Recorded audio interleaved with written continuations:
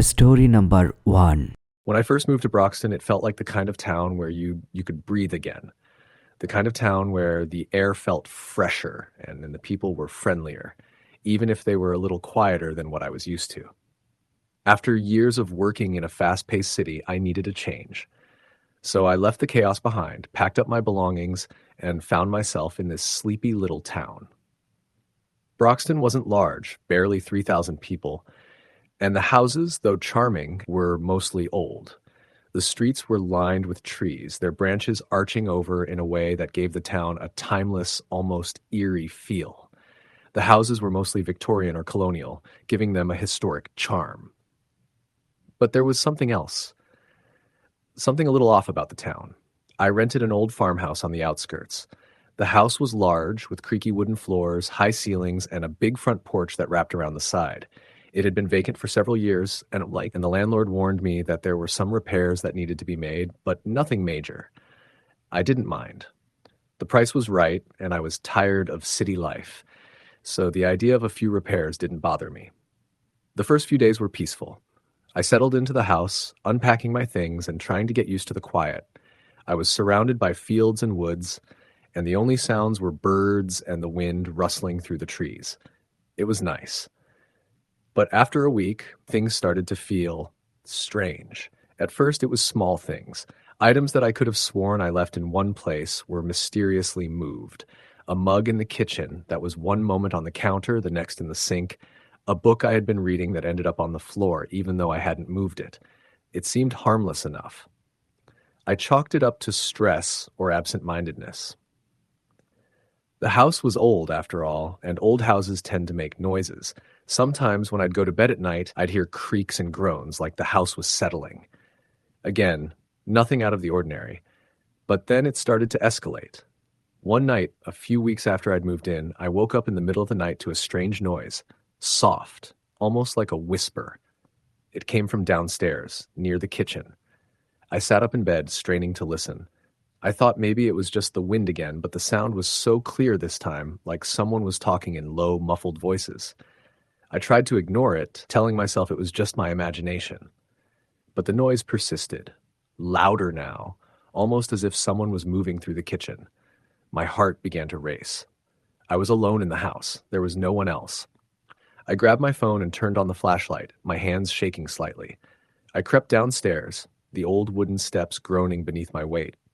As I reached the bottom of the stairs, I saw it. The kitchen light was on, even though I was sure I had turned it off before going to bed.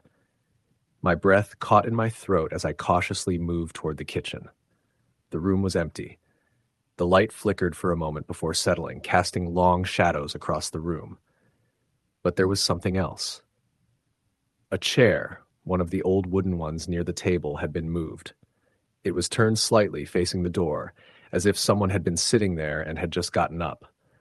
I stood frozen for a moment, staring at the chair. My mind raced, trying to come up with an explanation. Maybe I had forgotten to turn the light off, or maybe the chair had been moved by accident. But deep down, I knew something wasn't right. I turned off the light and went back upstairs, my heart still pounding in my chest. I tried to sleep, but I couldn't shake the feeling that I wasn't alone in the house. The next day, I decided to ask around. I went into town to grab some groceries and struck up a conversation with one of the cashiers at the small market. "Do you know much about the old farmhouse on the edge of town?" I asked, trying to sound casual. Her expression shifted immediately. She paused for a moment, her fingers frozen over the counter where she was bagging my items. "Why do you want to know about that place?" she asked, her voice low. "I just moved in," I replied. I thought it would be nice to learn a bit more about the history of the house. The woman hesitated, glancing around as though she didn't want anyone else to overhear. Then, in a quieter voice, she said, "That house has a reputation."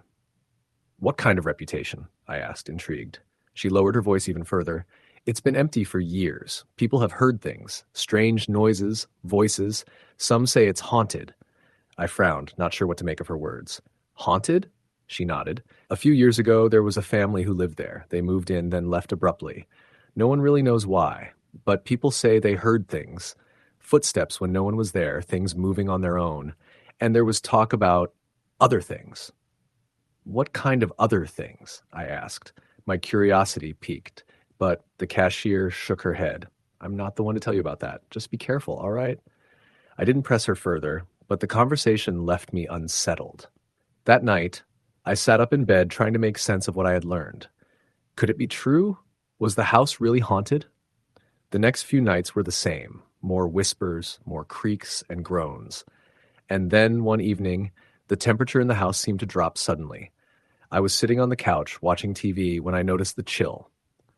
I got up to check the windows, but they were all closed. The cold seemed to be coming from nowhere, wrapping around me, making me shiver. I grabbed a blanket and wrapped it around myself, trying to ignore the growing unease that gripped me. But as I sat there, I heard something again, a soft, almost melodic hum coming from the hallway. I froze. It wasn't the wind. It wasn't the house settling. The hum was too intentional. I could hear the faint sound of footsteps too, like someone was walking down the hallway. I held my breath, waiting for the sound to stop, but it didn't. The footsteps continued, growing closer. I stood up slowly, my heart racing. I knew I had to check. I grabbed a flashlight and made my way to the hallway. As I moved down the long corridor, the air grew colder. The hairs on the back of my neck stood up. I reached the end of the hallway, and that's when I saw it. The door to the attic was wide open. I had never gone up there. It was an old, dusty attic, filled with forgotten things. I had always kept the door closed, but now it was open, and I could see the darkness beyond. The humming had stopped. The house was silent, but I could still feel the presence of something or someone in the house with me. I stepped forward, my feet heavy as though something was pulling me toward the attic. The stairs creaked as I ascended, the flashlight trembling in my hand. The attic was as I expected, full of old furniture, boxes, and forgotten relics from previous owners. But as I walked deeper into the attic, I felt something shift in the air. Then I saw it. At the far end of the attic, sitting on an old wooden chest, was an antique rocking chair. It rocked slowly back and forth, as if someone had just gotten up from it. But the chair was empty. I couldn't move. I couldn't breathe. I stared at the chair, the rhythmic motion almost hypnotic. Then I heard it, soft whispers, just behind me. I turned quickly, but no one was there. That was when I ran. I didn't look back. I didn't want to. I left the house that night, not bothering to pack anything. I stayed in a motel in town and never returned to that farmhouse. I found a new place to live shortly after, but even now, years later, I can still feel the chill from that night in my bones. The whispers, the footsteps, they stayed with me. And sometimes late at night, I can still hear them, calling my name as though the house is still waiting for me to return. Story the end. Story number 2. When I moved to a new town in late autumn of 2019, I was looking for a fresh start. My name is Alan, and I was 29 at the time, recently divorced, burnt out from my job, and desperately craving a place where I could just be left alone. I found a small town in upstate Vermont called Renfield. You probably haven't heard of it. It wasn't on most maps, and that's exactly why I picked it. Peaceful, remote, covered in endless stretches of forest, and with a town population that barely cracked 1,200. I rented a small one-bedroom cottage at the edge of town. The rent was laughably cheap, the house old but clean, and it had a fireplace. Something about it felt charming, like the kind of place you'd read about in a mystery novel. It was only after a week or two that I started noticing things that didn't add up. Renfield looked like any other sleepy rural town on the surface, but the people were off. Friendly? Yes, but in a robotic kind of way. They'd wave, smile, ask how you were, but no one lingered. Conversations were kept short. Nobody invited me out for coffee or drinks, even when I tried to initiate. The most unsettling thing was how everyone seemed to have this underlying tension in their eyes, like they were always waiting for something, or maybe hiding from something. I brushed it off as small-town reserve. That kind of clannish behavior isn't uncommon. The first real odd thing happened about 3 weeks after I moved in. It was around 2 a.m. and I couldn't sleep. I was sitting in my living room with a book when I heard the sound of footsteps on my front porch. I paused, listening. The steps were slow and heavy. I figured it might be a deer or maybe one of the local kids messing around. I got up and went to the door, but when I opened it, no one was there. I stepped outside. The night was cold and dead silent. No breeze, no animals, just stillness. I turned on the porch light, but it barely pushed the darkness back more than a few feet. I was about to go back inside when I noticed something on the steps. A shoe print. Not a boot, not a sneaker. A bare human foot. The print was wet, like someone had stepped in a puddle. Except it hadn't rained in days. I tried to rationalize it. Maybe it was old, maybe I just hadn't seen it earlier. But deep down, I knew that wasn't true. The air was too dry for a wet footprint to stay visible for long. I shook it off and went back inside, locking the door behind me. Things only got worse from there. Over the next week, I started waking up to the sound of knocking. Sometimes it was on my bedroom window, sometimes at the front door. Always 3 knocks. Slow. Deliberate. I'd get up, heart pounding, and every time there would be nothing there. One night I stayed up with the lights off, sitting by the window to see if I could catch whoever it was. At exactly 3:17 a.m., the knocks came again. On the back door this time, I jumped up, ran over, and threw it open. No one. But as I stood there, I heard something moving in the woods behind the house. Heavy breathing, a soft, dragging shuffle. And then, nothing.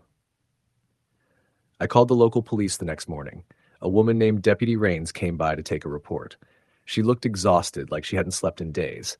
She listened to my story, nodding slowly, but when I finished, she gave me a look I'll never forget. "I wouldn't worry too much, Mr. Garrison," she said, not quite meeting my eyes. "This time of year, some folks like to play pranks. Best not to pay it any mind." "That's it?" I asked. "Someone's knocking on my house every night, and you think it's just a prank?" She didn't answer, just gave me a tight smile, wished me a good day, and walked off. That night, I nailed boards across every door and window. I didn't sleep. The knocking came again. 3 slow knocks. This time, it was from inside the house. I froze. My breath caught in my throat. I sat there on the couch, barely able to move. The knocks came again. 3 times, now from the hallway leading to my bedroom. I grabbed the fireplace poker and stood up, moving slowly, step by step. I turned the corner, holding my breath. Nothing. But the attic hatch was open. I hadn't even known there was an attic. I didn't have a ladder to get up there, and I sure as hell hadn't opened it myself. The hatch door hung down like a mouth frozen mid-scream. I backed away, locked myself in the bathroom, and sat there until dawn. The next day, I drove into town to ask around. I went to the diner, figuring I might catch someone who would actually talk to me without pretending everything was normal. The waitress, an older woman named Maggie, seemed nice enough.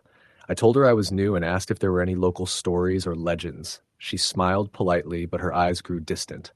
"We don't talk about those things," she said softly. "What things?"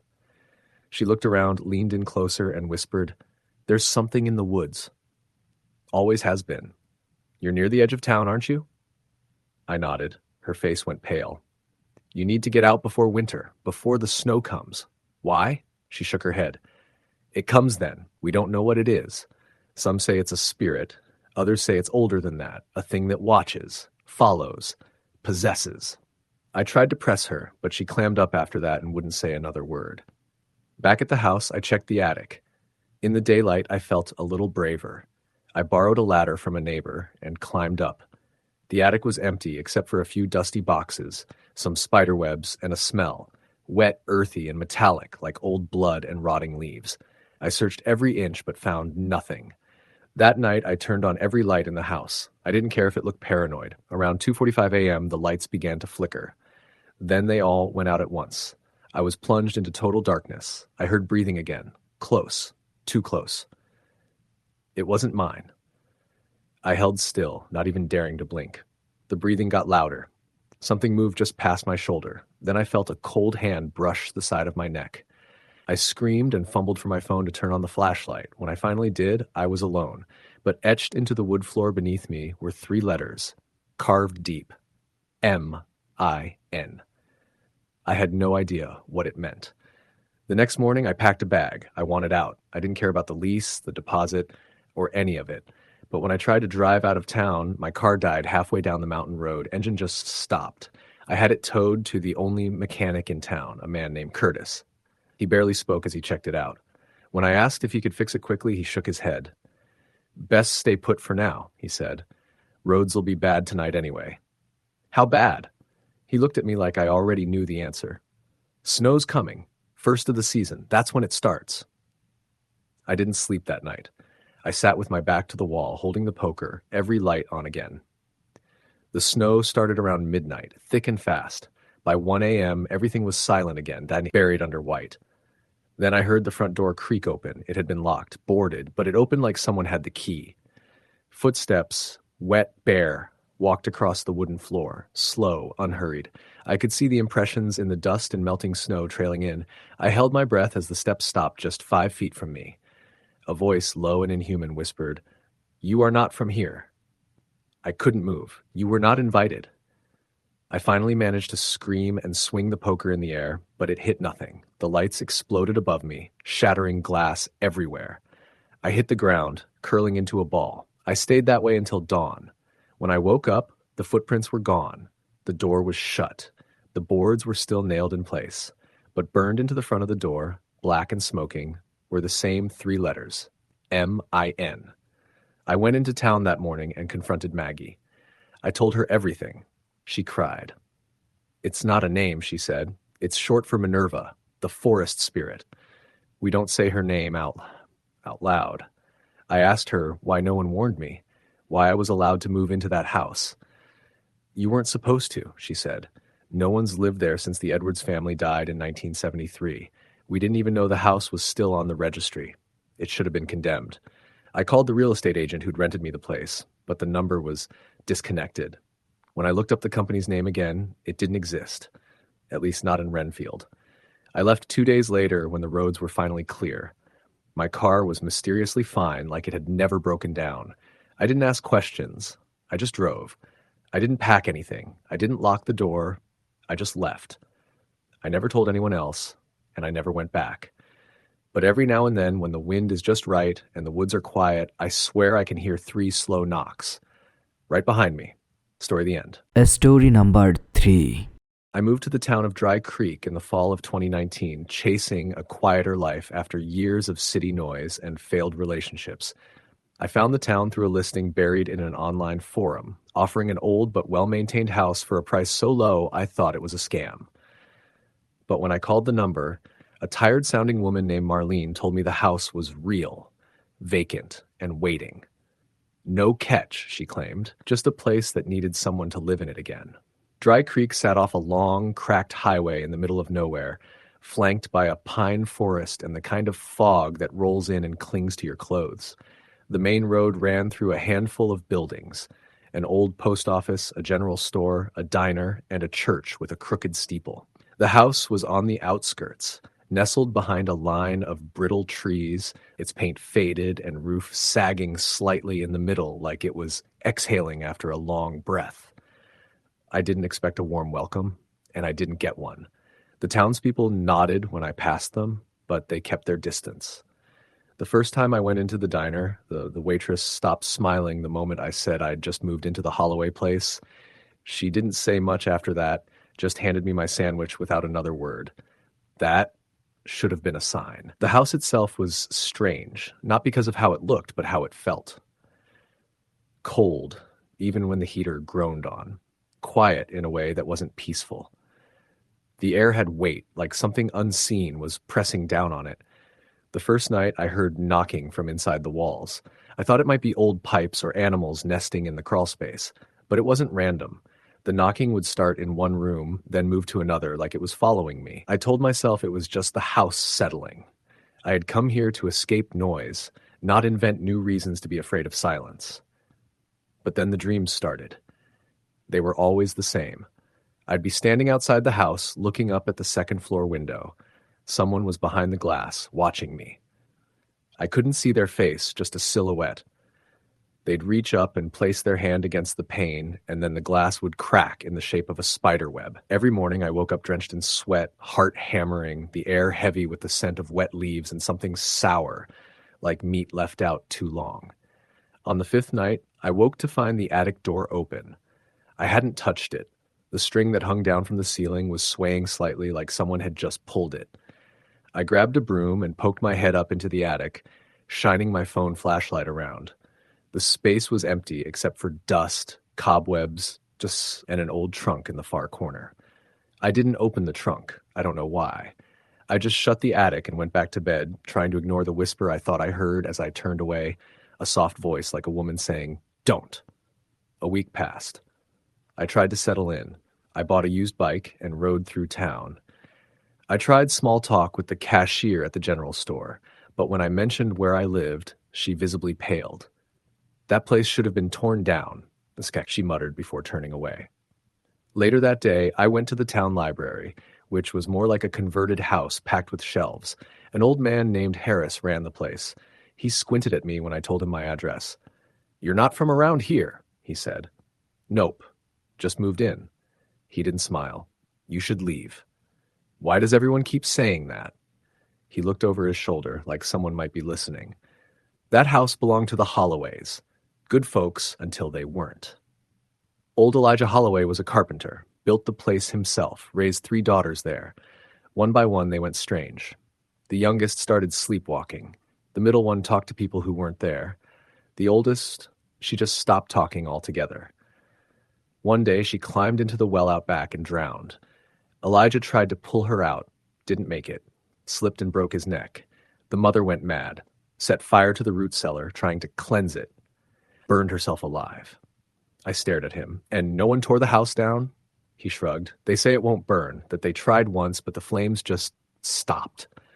I laughed, but it sounded thin in my throat. "You believe that?" He didn't answer, just turned back to his book. That night, I finally opened the trunk in the attic. Inside were dolls, handmade, cloth-bodied things with glass eyes and crude stitched smiles. They were arranged carefully, each one wrapped in old lace. At the bottom of the trunk was a diary. I hesitated, then opened it. The handwriting was jagged, uneven. The entries were short.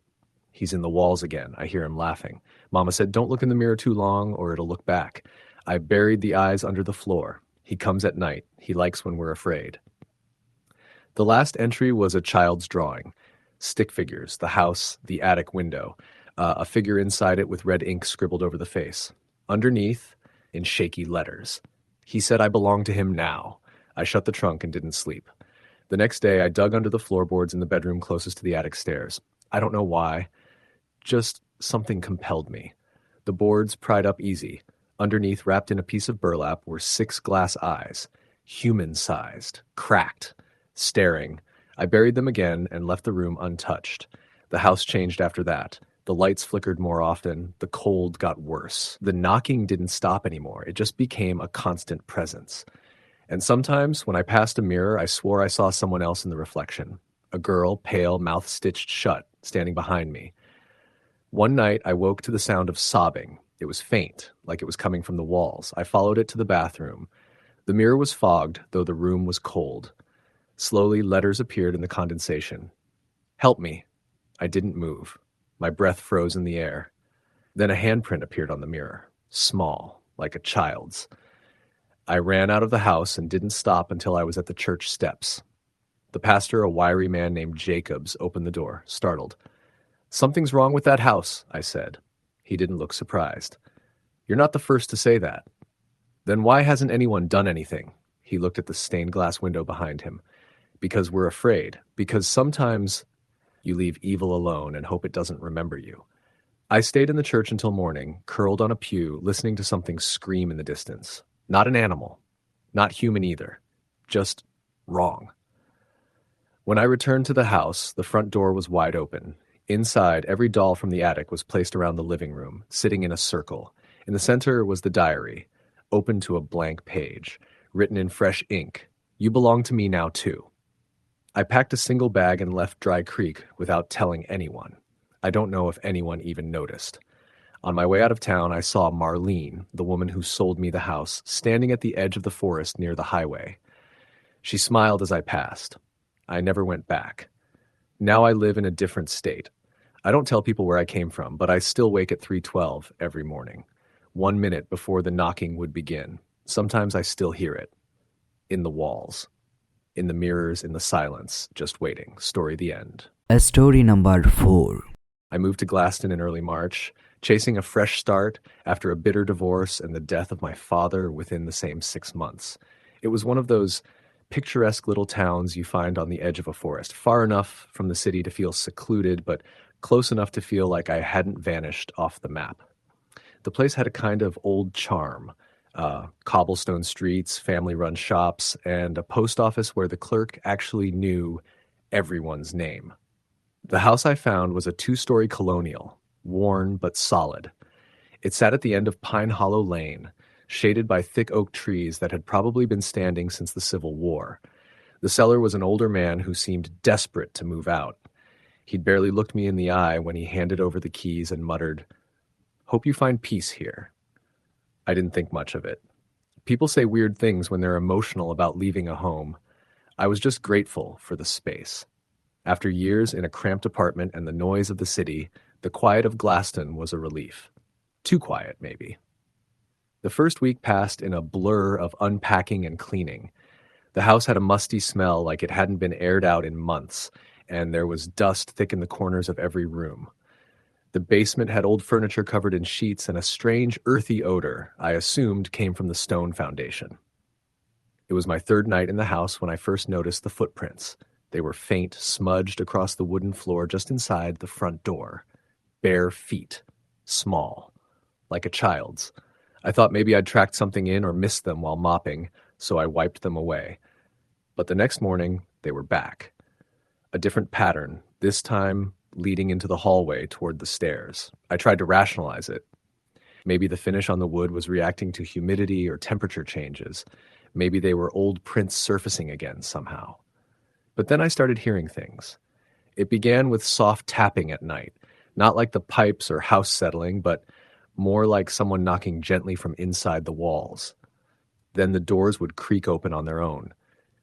I blamed drafts, even though every window was shut tight. I kept the radio on in the kitchen most of the time just to feel like I wasn't alone. On the seventh night, I woke up to the sound of crying. It was faint, like a child sobbing somewhere downstairs. I sat up in bed, heart hammering, trying to convince myself it was just the wind or a dream, but it went on for nearly a full minute, a soft, hiccuping wail that echoed faintly through the floorboards. I crept downstairs with a flashlight, calling out, "Hello? Is someone there?" The house was empty, but the basement door was open. I had shut it before going to bed. I was sure of it. The crying stopped the moment I stepped onto the basement stairs. The air down there was thick, stale, and colder than it had any right to be. I felt like I was being watched from the far corner, even though my flashlight showed nothing but old boxes and furniture draped in dust sheets. I didn't sleep the rest of the night. The next morning, I asked around town if anyone knew about the house. People were hesitant to talk. Even the barista at the coffee shop suddenly found something urgent to do in the back when I mentioned my address. Eventually, an older woman at the library, Miss Bratcher, told me what she knew. "That place sat empty for a long time," she said, lowering her voice. "A young family lived there back in the 90s, husband, wife, and their little girl. Sweet people. The girl used to come into the library every Saturday. Then one day, they were just gone. Gone? Disappeared. No goodbye, no moving truck. Police found their car still in the driveway, dinner half-eaten on the table. It was like they vanished in the middle of the evening." What happened? No one knows. The case went cold, but people started saying things. Tenants that moved in after reported strange noises. One man claimed he saw the little girl, same pajamas she wore the day they vanished, standing at the foot of his bed. I didn't say much after that, just nodded, thanked her, and left. That night, I locked every door and window. I even pushed a chair against the basement door. It didn't matter. At exactly 2:17 a.m., the radio in the kitchen turned on by itself. Static, loud and sharp like it was trying to drown something else out. I ran downstairs and shut it off, and as I did, I heard footsteps above me. Fast, light, running from one end of the hall to the other. I froze in place. I wasn't alone. I grabbed a knife from the drawer and crept back upstairs, heart pounding. The hallway was empty, my bedroom door wide open. When I walked in, I saw the shape of a small child standing at the window.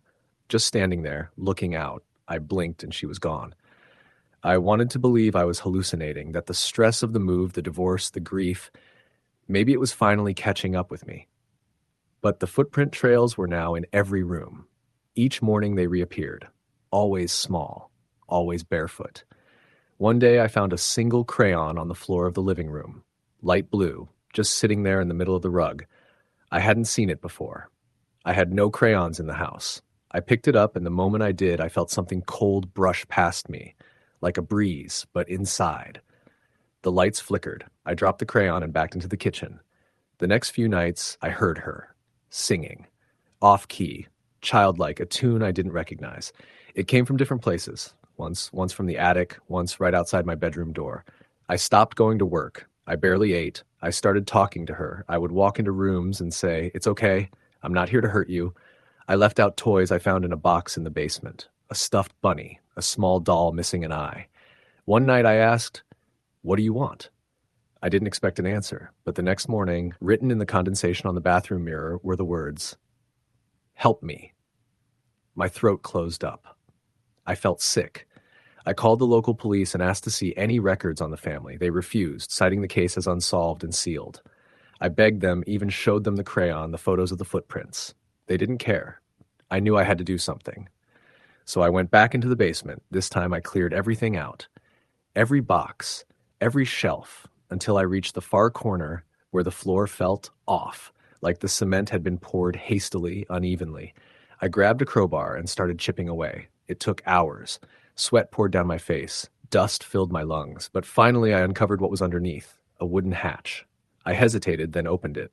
Inside was a shallow pit, dirt, bones, tiny, brittle bones. And beside them, a second, larger skeleton, arms outstretched like it had died, trying to shield the smaller one. I fell to my knees. I called the authorities, and this time they listened. Forensics confirmed what I already knew: the remains of a woman and a child, sealed beneath the floor, likely murdered and hidden for decades. They didn't find the father, but I already knew he was the one who did it. After that, the house changed. The air felt lighter. The footprints stopped appearing. No more crying, no more singing. The radio stayed off. A few weeks later, I had the remains buried together at the local cemetery. I paid for the headstone. It read, "Lena and Claire Harrow, together at last." The day after the burial, I woke to the scent of lilacs in the air, sweet and soft. There was a single blue crayon on the porch railing. I picked it up and kept it. The house has been quiet ever since, but sometimes when it rains, I think I hear a lullaby in the distance, carried on the wind, and I don't mind. I hum along. Story the end. Story number 5. We moved to Alderbrook in the fall, just after the leaves had started to change and before the snow began to dust the tops of the hills. It was the kind of place you didn't notice on the map unless you were already looking for it. Small, old, and quiet. Exactly what we thought we needed.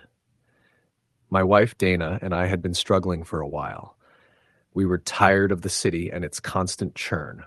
I was working remote IT support, and she was freelancing as a graphic designer, so it didn't matter where we lived. When we found a 3-bedroom house listed for an absurdly low price in Alderbrook, we didn't hesitate. It was beautiful in that understated way. Tall, narrow windows, creaky hardwood floors, a wraparound porch with paint peeling like dry skin. It looked like it had stood there forever. The real estate agent, a woman named Camille, was the only person who smiled too wide in this town. She rushed us through the paperwork and handed over the keys with barely a word about the house's history. When I asked, all she said was, "It's just an old place. People come and go." The town itself was charming in a way that started to feel unsettling the longer we stayed. Everyone was polite, but there was something hollow behind their eyes, a kind of practiced warmth. People said hello, but they never wanted to talk. The diner served good coffee, but closed by 5 p.m., sharp. The only bar in town was always half full and dead quiet, even on weekends. It was like everyone had somewhere else they needed to be once the sun dipped behind the trees. Our house sat near the edge of the town, bordered by dense woods that never seemed to thin out. From our bedroom window, we could see a narrow trail disappearing into the trees, though we never saw anyone using it. A man in his 60s who lived next door, Wes, I think his name was, warned us not to go walking there after dark. "Too easy to get lost," he muttered the first time we spoke. "And some things out there don't like being found." I laughed awkwardly. Dana didn't laugh at all. She never liked the woods. It was small things at first. Noises at night. We'd both hear faint creaks on the stairs or the sound of something brushing against the walls. Dana thought it was squirrels or the wind pushing against old timber.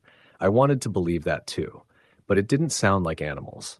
It sounded like footsteps, careful ones, and they always stopped just before reaching the bedroom door. The first time it got worse, it was a Thursday night. Dana had fallen asleep on the couch while I finished up some work in the den. Around midnight, I heard the front door open. Just open. No knock. No footsteps approaching. Just the click of the knob and the soft groan of the door swinging inward. I thought maybe Dana had gotten up for something and left it open by mistake, but she was still on the couch, eyes closed, blanket wrapped around her. I walked to the hallway and froze. The door was open, wide, and the cold night air had crept inside. Outside, just past the porch, I saw a figure standing on the front walk, a woman. Pale face, long hair hanging wet and stringy over her shoulders. She was barefoot, wearing what looked like an old nightgown. It was impossible to tell how old she was. Something about her seemed both childlike and ancient. She didn't move. She just stood there, staring at me. I blinked and she was gone. I slammed the door, locked it, and checked every window. Dana stirred when I came back into the living room. "What's wrong?" she asked groggily. I didn't want to tell her, not then. So I lied and said I'd thought someone was outside, but it was just a deer or something. She gave me a skeptical look, but didn't push. That night, neither of us slept well. The next morning, I found footprints on the front porch. Bare feet, small. They started at the steps and stopped right at the front door. We started hearing the knocking after that. Always 3 knocks, soft but distinct, at random times but mostly in the early morning hours between 2 and 4. No one was ever there when we looked. Sometimes it was the front door. Other times it came from the windows. One night we heard it from the basement door. We hadn't used the basement. It was unfinished. Just dirt floors, wooden beams, and old shelves sagging with rusted tools and forgotten junk. I'd gone down there once when we moved in and hated the way the air changed at the bottom of the stairs. It was damp, still, like something was waiting.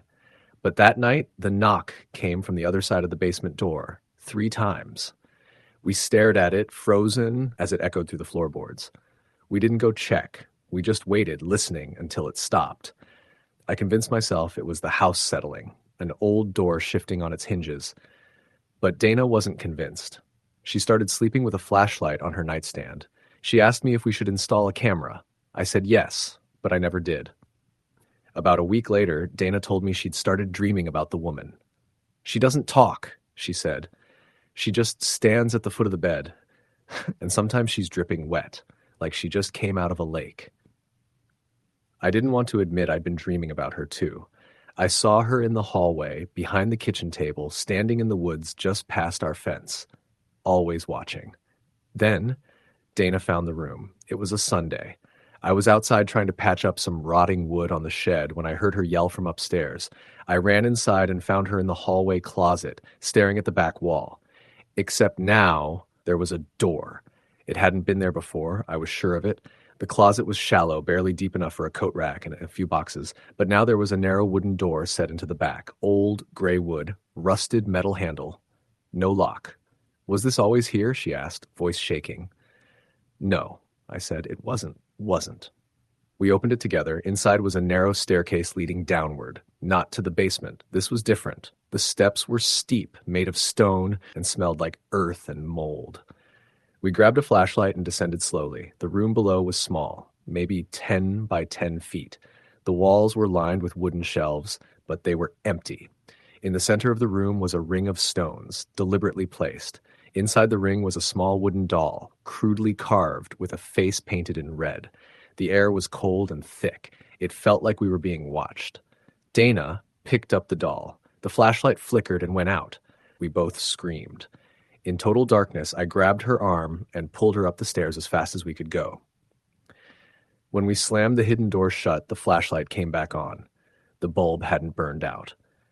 That night, Dana left the doll on the porch.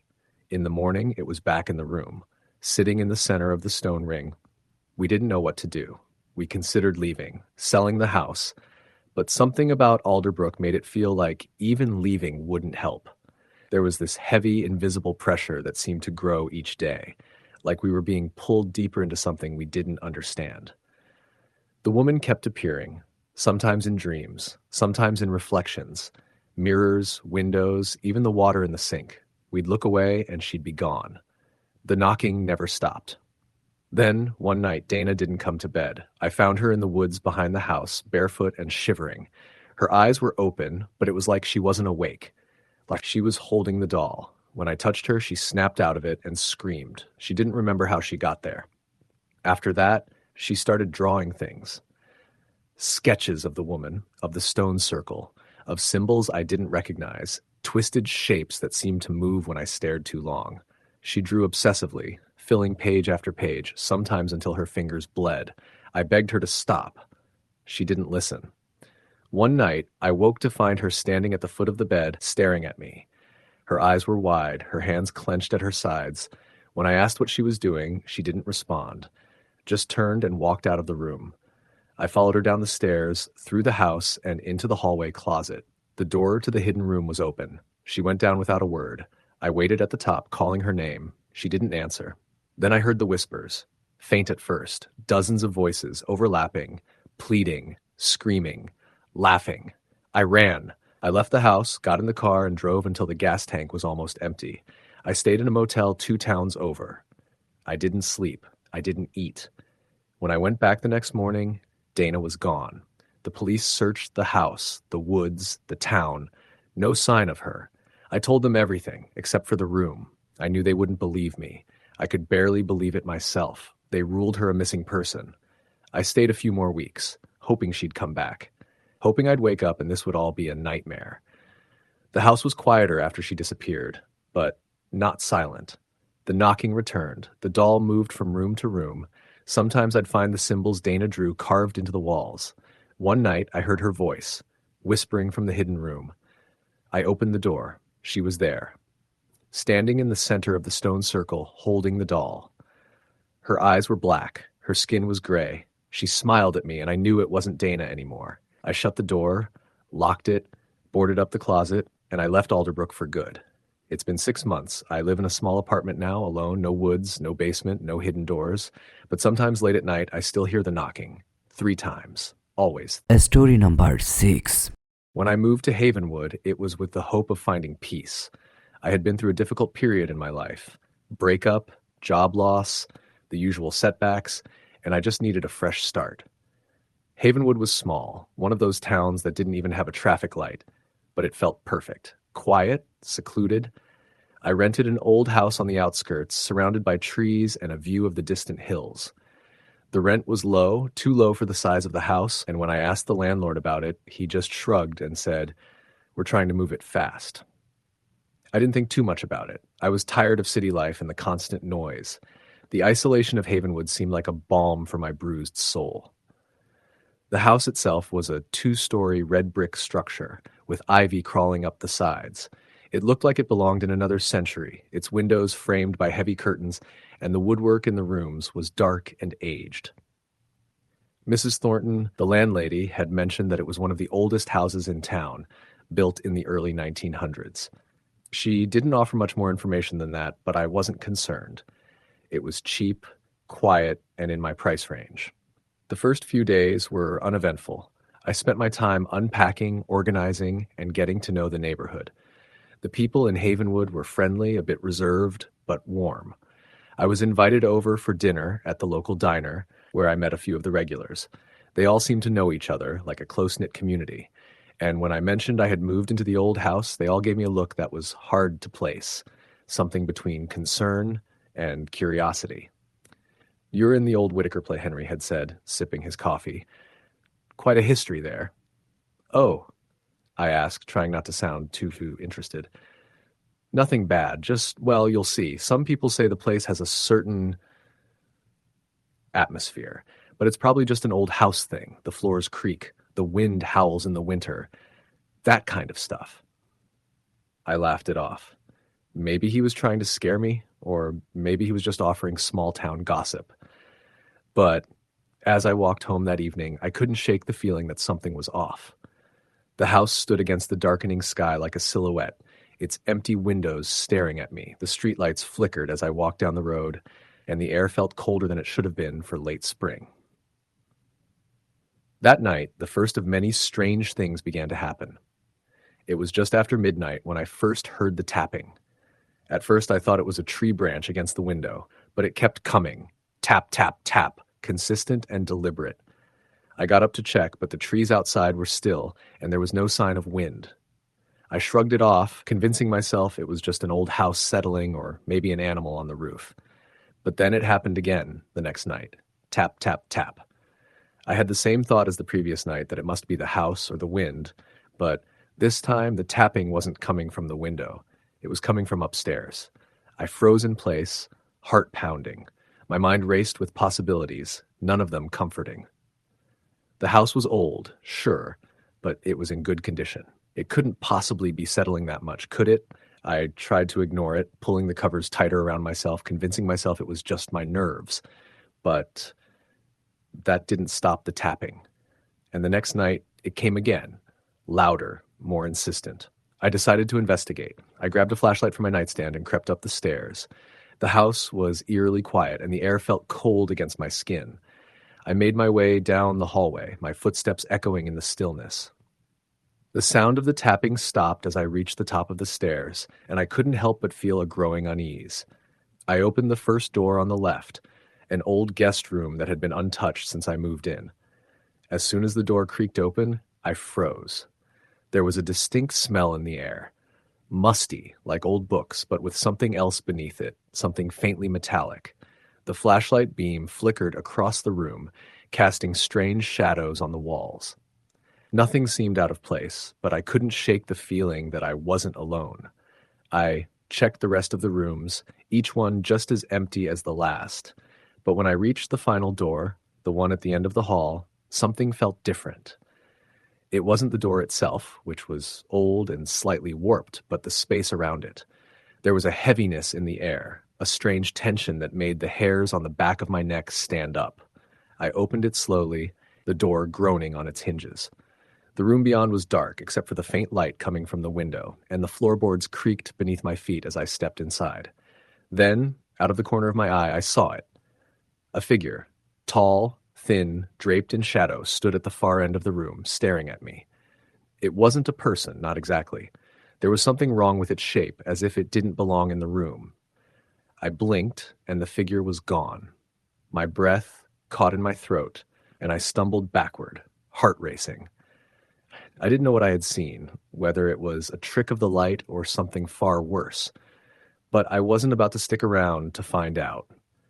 I closed the door behind me and rushed back downstairs, locking every door behind me. The next day, I decided to take Henry's advice and speak to Mrs. Thornton about the house. I figured it couldn't hurt to get more details about the property. She was the only one who might know anything about the previous tenants, or if there were any strange occurrences. When I called, her voice sounded strained, as if she had been expecting this conversation. "The Whitaker house," she began. "Well, it's not exactly a house that people stay in for too long.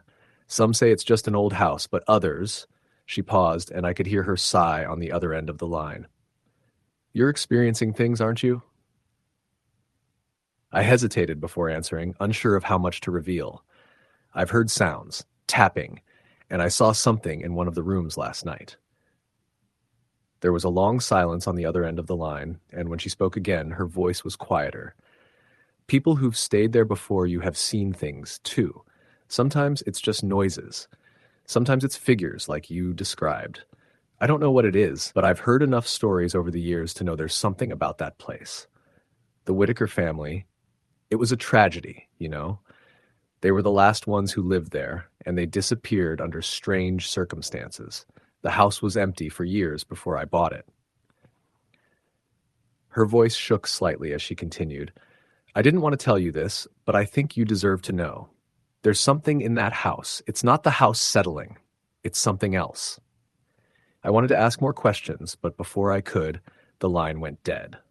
The next few days were a blur of anxiety and fear. I didn't know what to do. I didn't want to leave. I couldn't afford to move again so soon. But each night, the tapping returned, louder, more persistent, and the figure continued to appear in the rooms when I dared to look. I wasn't sure how much longer I could stay in that house. The fear, the uncertainty, It was wearing me down. I tried to sleep during the day, but the moment the sun went down, the house felt alive, the shadows stretching and twisting in ways they shouldn't. One night, I had had enough.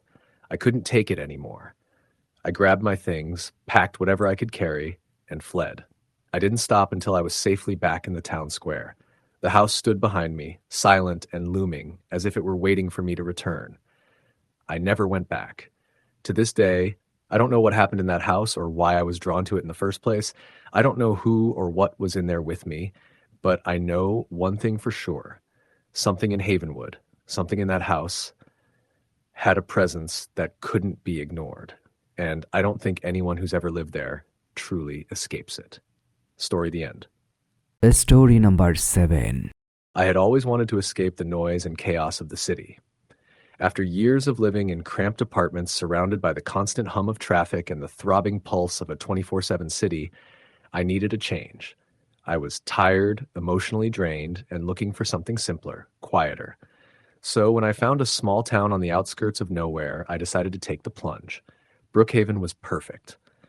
Secluded, quiet, and untouched by the urban sprawl I had come to dread. I didn't know much about Brookhaven when I made the decision to move. I'd seen it listed online. The few pictures showing narrow streets lined with Victorian homes, a sleepy town square, and a single diner that appeared to be the heart of the place. It seemed like the perfect place to start fresh, to breathe. The real estate agent spoke highly of the area, touting its historical charm and close-knit community. There was no mention of any strange happenings or odd occurrences in the brochure, so I assumed it was just another quiet little town. The house I rented was an old, weathered 2-story on the edge of town, nestled between overgrown hedges and towering oak trees. The previous tenant, a woman named Claire, had moved out a few months prior, leaving behind a few old pieces of furniture and some forgotten belongings. The house smelled faintly of dust and mildew, but it was charming in its own way. The wooden floors creaked underfoot, and the stairs groaned with every step, but that just added to the character. The backyard stretched out into a small forest, thick with trees that seemed to swallow up the light. On the first night, I unpacked my things and settled into the master bedroom, which had a large bay window overlooking the yard. The sound of the wind rustling through the trees was soothing, and I felt a calm settle over me as I lay down, letting the quietness of the town wash over me. I remember feeling relieved, as if I had found the peace I had been searching for. The first few days were uneventful. I spent most of my time exploring the town, picking up groceries at the local market, chatting with the few neighbors I met, and enjoying the stillness. There was something oddly comforting about how everything seemed to slow down in Brookhaven. People moved at their own pace, and nothing felt rushed. But as the days passed, I began to notice things. Little things at first that I chalked up to being new to the house. At night, I would hear footsteps. Soft, echoing footsteps, pacing across the floor above my head. It would start around midnight, just as I was about to drift off to sleep. Slow, deliberate steps, as though someone were walking in the attic. At first, I thought it was just the house settling. Old houses make strange noises, I reasoned, but as the nights wore on, the footsteps continued, always at the same time, always the same rhythmic pacing. I tried to ignore it, thinking I was just being paranoid. I had moved into a new town, after all, and it's natural to feel a little unsettled. But the noises grew louder and more distinct. There was something unnerving about the way they moved, like they knew I was listening, like they were waiting for me to acknowledge them. One night, after a particularly long day of unpacking and organizing, I decided to confront it. I grabbed a flashlight and climbed the stairs to the attic. The wooden door creaked as I pulled it open, the hinges protesting. The attic was dark, filled with old boxes and forgotten things covered in dust. The air was thick with the smell of musty wood and stale air. I felt the hairs on the back of my neck stand up as I stepped further into the room, shining the flashlight over the scattered belongings. There was nothing up there, nothing but empty boxes and old furniture. The floor was covered in dust, undisturbed, no signs of recent activity. I returned to my bedroom, shaking off the lingering feeling of unease. The footsteps didn't return that night, but I couldn't shake the feeling that something was wrong. I didn't know if it was the house or the town or just my imagination, but something felt off. Something wasn't right. The next day, I visited the town library. I had no particular reason to go, but I thought I might as well learn more about the history of Brookhaven while I was there. The librarian, an older woman named Mrs. Hargrove, was friendly enough. She greeted me with a warm smile as I walked in and offered to show me around. As she led me through the rows of dusty bookshelves, I noticed there was a certain heaviness to the air, as if the town had secrets it wasn't eager to share. I asked her if she knew anything about the history of my house. She paused for a moment, her smile faltering, before she answered. "Oh, that house," she said, her voice low. "That house has been through a lot. A lot of people have lived there, but none of them stayed for long." "Why not?" I asked, curious. Mrs. Hargrove's eyes flickered toward the back of the library, as if she were making sure no one else was listening. She leaned in closer and whispered, "There's a rumor that the house is haunted. People say they hear things at night, footsteps, whispers. Some people claim to have seen things too, shadows in the corner of their eyes. People get uneasy there.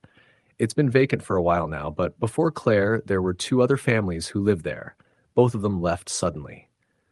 I laughed it off, telling her that I wasn't the superstitious type, but deep down, I couldn't shake the feeling that something was amiss. Mrs. Hargrove didn't offer any further details, and I didn't press the matter. I spent the rest of the afternoon reading old newspapers, hoping to learn more about the town's history. But the more I read, the more unsettling the stories became. Accidents, disappearances, strange occurrences. It was as if the town itself was hiding something. That evening, as I returned to my house, I felt a strange sense of foreboding. The air was heavy, thick with the scent of rain, and the wind howled through the trees. I tried to push the unease aside, but it clung to me, a constant presence at the back of my mind. I went inside and locked the door, but when I turned to head upstairs, I froze. I thought I heard a faint voice calling my name, soft, distant, almost imperceptible. I stood still for a moment, listening, but the house was quiet again. I tried to go to bed, but sleep wouldn't come. The footsteps began again, loud and steady. I turned on the lights, thinking I might be able to sleep with the room illuminated, but the footsteps didn't stop. They seemed to be getting closer, louder, as if whatever was causing them was coming for me. Finally, I couldn't take it anymore. I grabbed my phone and called Mrs. Hargrove. "I need to know everything," I said, my voice shaking. "What's really going on with that house?" She sighed heavily on the other end of the line. "It's not just the house, you see. It's the land it sits on. The town was built over old burial grounds, long before anyone knew. People who lived here have always said there's something in the earth, something angry. And that house, well, it's the focal point, the place where it all comes together." I felt a chill run down my spine as I listened to her words. "You're not the first to hear things," she continued, "but you may be the last to leave. People don't usually last more than a few weeks there before they get driven out. If you're smart, you'll pack your things and go." I didn't sleep that night. I stayed awake, staring at the ceiling, waiting for the footsteps to come back. They did, but this time they were accompanied by something else, a low, guttural whisper, like a voice just beyond the threshold of hearing.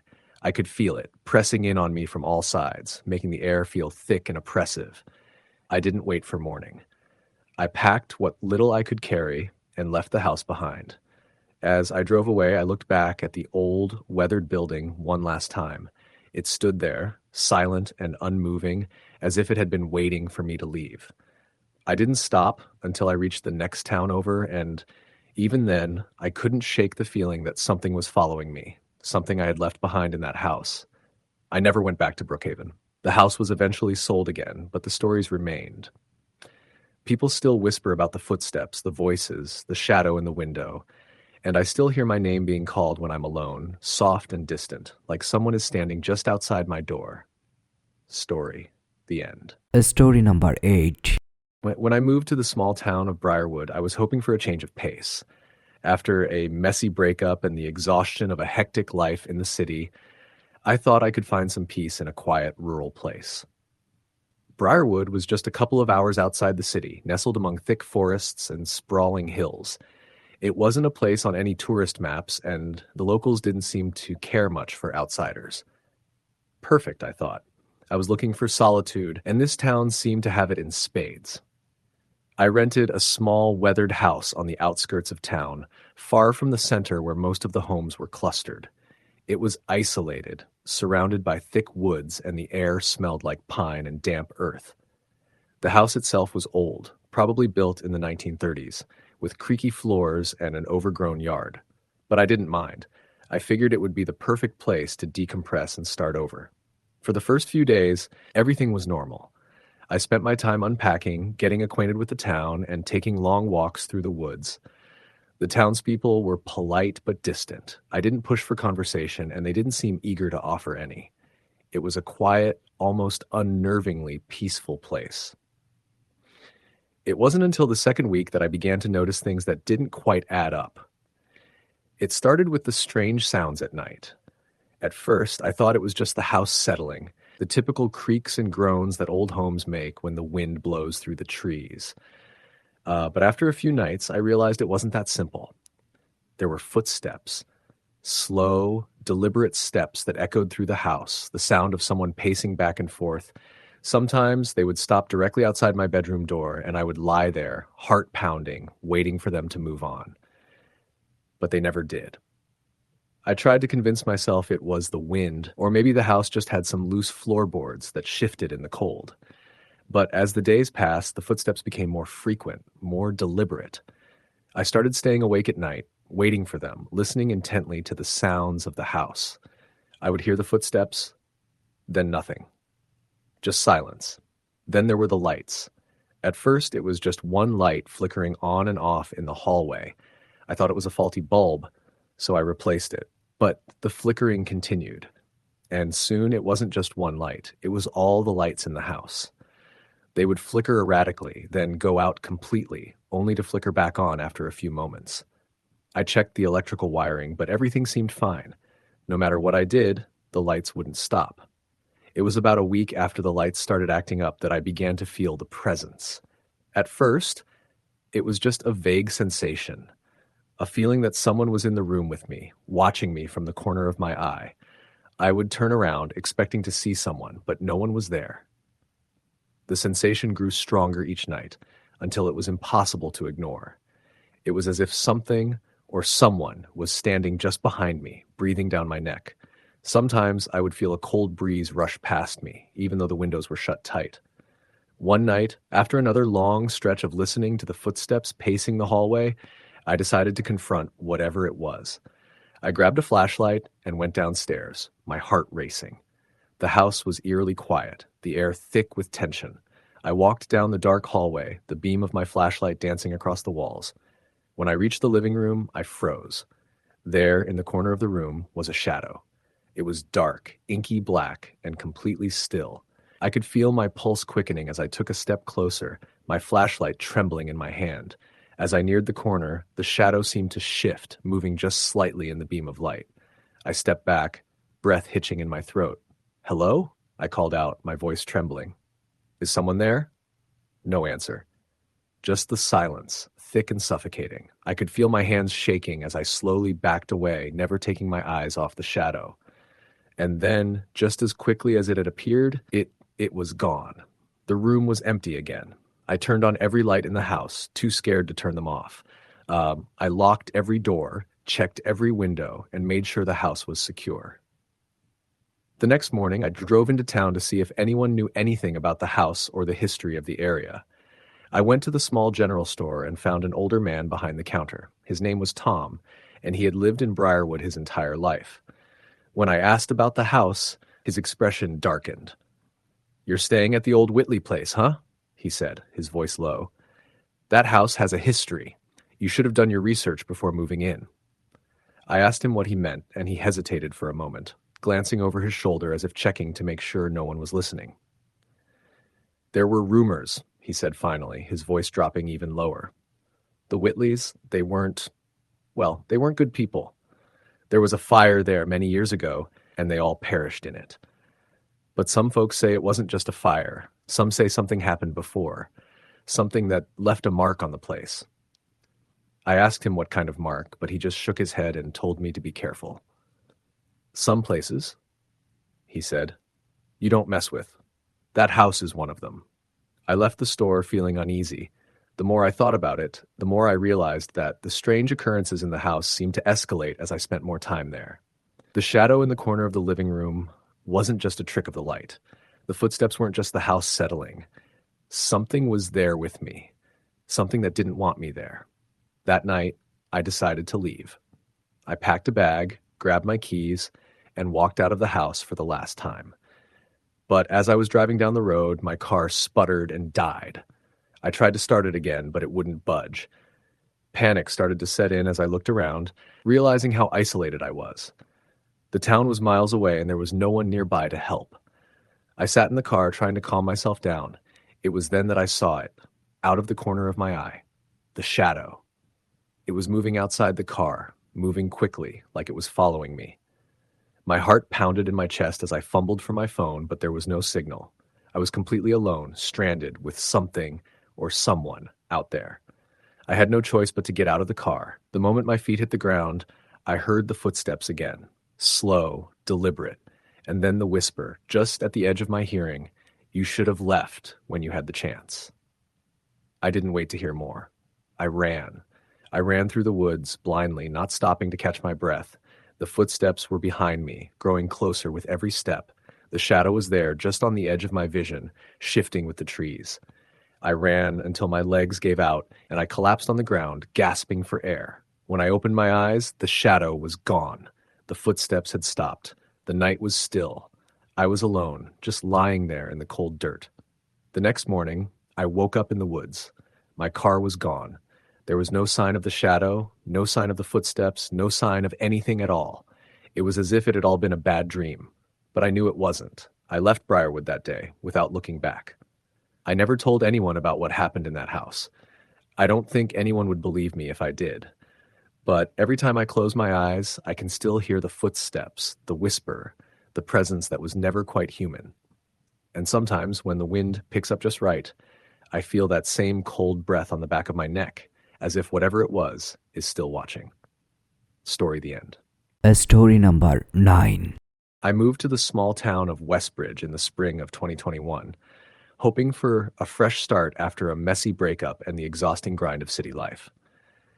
Westbridge wasn't exactly on the map, located just a couple of hours away from the nearest large city, surrounded by endless stretches of forest, and nestled along the edge of a once bustling river that had since fallen into disrepair. There was a charm to it, an almost eerie quietness that I quickly grew to appreciate, especially after the constant noise of the city. I'd read about the town online and found a listing for a house on Maple Street, a modest 2-story that seemed to be exactly what I was looking for. Isolated, but not too far from the small conveniences of town life. When I first saw the house, it looked like something out of a book. A faded yellow with peeling paint, dark windows that seemed to have witnessed more than they should have, and an old porch with creaky steps. It had been vacant for nearly a decade, the real estate agent said. The previous owner, a man named Walter, had passed away in his sleep, leaving the place to rot in peace. The house was cheap considering its age, and that alone had me sold. The first week felt peaceful enough, the quiet I had longed for. At night, I'd lie in bed, listening to the distant hoots of owls, the occasional rustle of wind through the trees, and the distant hum of insects. It felt like a retreat, a sanctuary from the stress of the world. But even then, I began to feel something I couldn't quite shake. A sense of being watched. It started with small things. Creaking floorboards at odd hours, the sound of something dragging across the floor, followed by the softest whisper of a voice. At first, I brushed it off, convincing myself it was just the house settling. But then the lights began flickering, not in the usual way like a power surge, but in a rhythmic pattern. It was always at 2:45 a.m., a time I would never remember falling asleep. Yet I would be jolted awake in the pitch black just moments before the flickering would start. I'd wake up, heart pounding, staring at the ceiling, listening to the silence. One night, after a few weeks of these strange occurrences, I woke up to hear footsteps, slow, deliberate, like someone was walking down the hall outside my bedroom door. I tried to brush it off as my imagination, but the sound grew louder, closer. I hesitated, unsure if I was dreaming or if someone had somehow snuck into my home. I grabbed my phone, turned on the flashlight, and crept into the hallway, but no one was there. The air in the house felt heavier than usual, the shadows too long, the silence too thick. I checked all the doors, all the windows, but everything was locked. I made my way down to the kitchen, the one room I hadn't spent much time in since moving in. There, on the counter, I saw something that made my stomach drop, an old, dusty photo frame. It wasn't mine. In the photo was a woman with dark, hollow eyes standing outside the very house I was living in. Her face was ghostly pale, with an expression that was impossible to read. I felt my breath catch in my chest. I had never seen this woman before. How did this photo end up on my kitchen counter? I searched the house for hours, but there was no sign of anyone. No one could have broken in. The front door had been locked, the windows shut tight. I threw the picture in the trash, but it didn't matter. That night, I couldn't sleep a wink. The shadows in the house felt more oppressive than ever before, as though they were alive, watching me. The following days weren't much better. The noises in the walls grew louder, scratching, tapping, shuffling, things moving when they shouldn't be. I started to notice something else, too. The rooms in the house felt different depending on the time of day. Some afternoons, the living room would feel warm, almost inviting, with sunlight streaming in through the cracked windows. But in the mornings or late at night, the same room would feel suffocating, as though the air was too thick to breathe. It wasn't just the living room. Every room in the house had its own feeling. And the attic, that was a place I avoided at all costs. The ladder to the attic was rickety, and the door at the top seemed like it was stuck in time. I didn't want to open it, but the thought of it lingered in the back of my mind. Days turned into weeks, and the feeling of unease grew unbearable. I spoke to a few neighbors, but most of them avoided eye contact or gave me vague answers when I asked about the house. Mrs. Klein, the elderly woman who lived 2 doors down, was the only one who seemed to know anything. One evening, I mustered up the courage to ask her about the history of the house. "Well," she said, her hands shaking as she folded a dish towel, "the Holloway family used to live there. Lovely folks, quiet, kept to themselves. But they had a daughter, Sarah. She wasn't right in the head. Some folks said she was sick, others thought it was something darker. She was obsessed with that attic, used to sneak up there at night. One day, she just disappeared, vanished without a trace. The family searched for weeks. After that, the house never felt the same. People say the house calls to those who live there, pulls them in. It makes them feel like they belong until they're part of it, or it's part of them." Her voice was trembling when she spoke, and the words hung in the air like an omen. She warned me to leave, to get out of the house before it was too late. But I didn't listen. Instead, I felt a strange pull to the attic. Every night it called to me, just a faint whisper in my ear, a twinge of curiosity mixed with terror. And finally, after a month of sleepless nights and increasingly strange occurrences, I decided to confront it.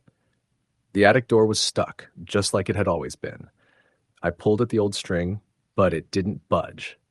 But as soon as I stopped pulling, the door creaked open on its own, and I nearly fell backward in surprise. The air that came from the attic was stale, like a tomb had been sealed shut for years. I grabbed a flashlight and climbed the ladder, each step creaking loudly beneath me. At the top, the attic was exactly how I imagined it.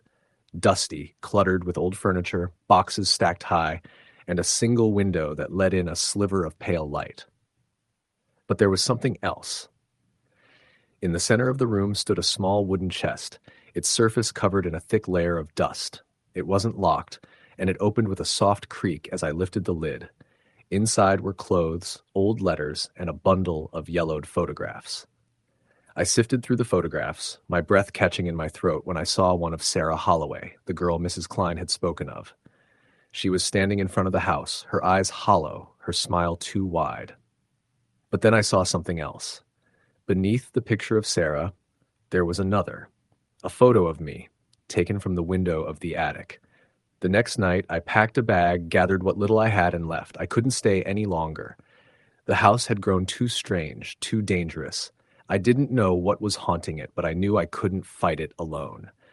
As I walked out the door for the last time, I heard the whisper one final time. It wasn't from the walls or the attic. It was in my ear, close, as if someone was standing right behind me. You're part of it now. I never went back to Westbridge. I sold the house a few months later, but when I checked the records, I saw that no one had moved in after me. The house had stayed vacant, just as it had for years. Sometimes I dream of Sarah Holloway. Sometimes I hear her footsteps following me in the dark. Story the end. Story number 10. When I moved to Willow Creek, I had no idea what I was getting myself into. The town, tucked away in a valley, was small, so small that most people knew each other by name. A place where everyone was friendly but distant, with an unspoken sense that you should keep to yourself. It felt like a place that had been around for too long and had seen more than it cared to admit. I arrived in mid-September, in the middle of a dry spell that had drained the surrounding fields of their usual lushness. The air had a crisp bite to it, and the streets were lined with leaves that hadn't quite turned. It was the kind of place that looked perfect for a fresh start, and after the turbulence of the city and the sudden loss of my wife, a new life seemed like the only option. I found a house on the edge of town, just past the church and before the old mill. It was an old Victorian, weathered by years of neglect, but still standing strong. The realtor was a nervous woman, her voice trembling as she showed me around, pointing out the charming features, the creaky staircase, the massive stone fireplace, and the tall windows that let in the sunlight in such a way that it felt almost like the house was breathing. "You'll love it here," she said with a forced smile. "It's got character. It's got character." I didn't ask much about the history of the place. Willow Creek wasn't the kind of town where people brought up the past unless it was to say, "Remember when?" So I assumed the house was just another aging relic. I didn't mind. I liked the idea of a place that had been untouched for years, just waiting for someone to breathe life into it again. The first few weeks were uneventful. I spent my days unpacking, cleaning, and getting used to the slower pace of life. The neighbors were polite but kept to themselves. There was a grocery store in town, a diner, and a post office. In the evenings, I would sit on the porch with a drink, watching the sun dip behind the trees. But then things began to happen. At first, they were small, insignificant, really. A creak in the floorboards when I was alone in the house, the lights flickering now and then. But it didn't take long before the occurrences became more pronounced, more disturbing. It started with the mirrors. At night, I would walk past them and feel an unsettling sensation, like something was watching me from within. It wasn't the kind of feeling you get when you look into a mirror and briefly catch your reflection. It was the feeling of someone standing just behind you, breathing down your neck. I dismissed it at first as just a trick of the mind, the result of adjusting to a new place. But then I noticed something. In the morning, the mirrors would be streaked with something that wasn't there the night before. Fingerprints, muddy and smudged as if someone had been touching the glass. But I lived alone. I hadn't even touched the mirrors. One night, I decided to leave the bathroom light on as I slept, hoping it would ward off whatever was lingering in the dark. I woke to the sound of a soft knocking at the window. I knew I had closed the blinds, yet there it was again. Knock, knock, knock. I pulled the covers over my head, praying it was just the wind. But then came the scratching, a slow, deliberate scrape against the glass. I couldn't bring myself to look. I stayed there, frozen, hoping whatever it was would leave me alone, but it didn't. The scratching continued for what felt like hours before finally stopping. The silence that followed was deafening.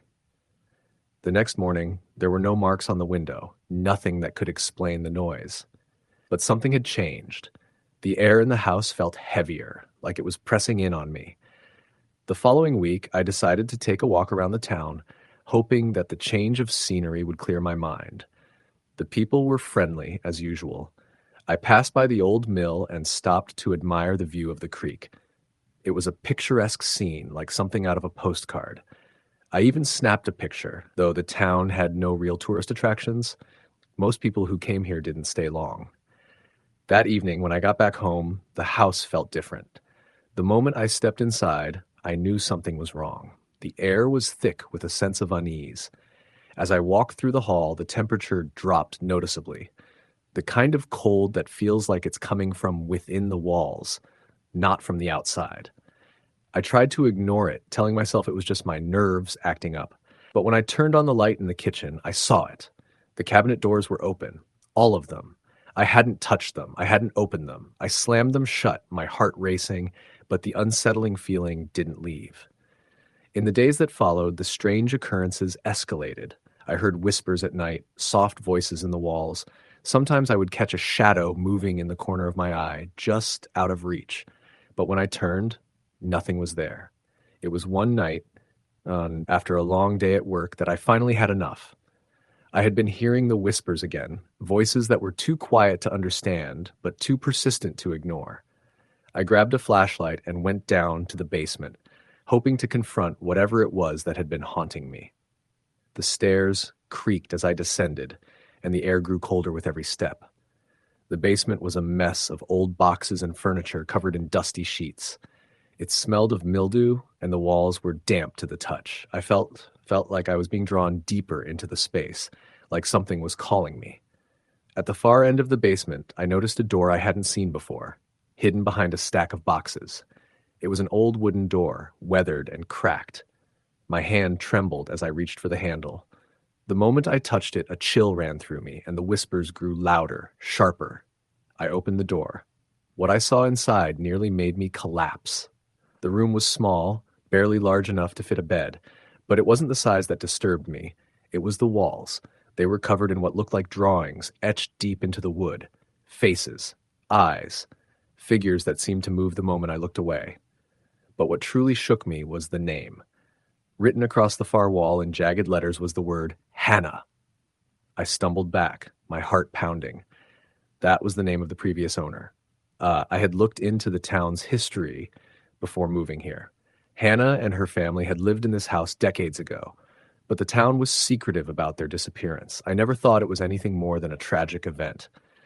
Now, standing in that room, I wasn't so sure. I ran out of the basement, slamming the door behind me. The house was still, but I could feel it all around me, pressing in. Whatever was here, whatever had been here before me, was still watching, waiting. The following week, I went to the town's library and dug deeper into the history of Hannah and her family. That's when I discovered the truth. Hannah had died in this house, but not from any illness or accident. She had been murdered. Her body was found in the basement, hidden in a crawl space, just like the room I had uncovered. But what was even more disturbing was the fact that her death had never been solved. No one had ever been arrested. The case went cold. I was living in the house of a murder. I tried to leave. I truly did. But when I packed my bags and went to the car, I found the doors locked. The keys were gone. I searched the house for hours, but it was like the house was holding me there, trapping me inside. And then I heard her. A soft voice, barely a whisper. Help me. I turned around, but there was no one there. Just the silence, thick and suffocating. I stayed in Willow Creek for another year, unable to leave, unable to escape the house that had taken hold of me.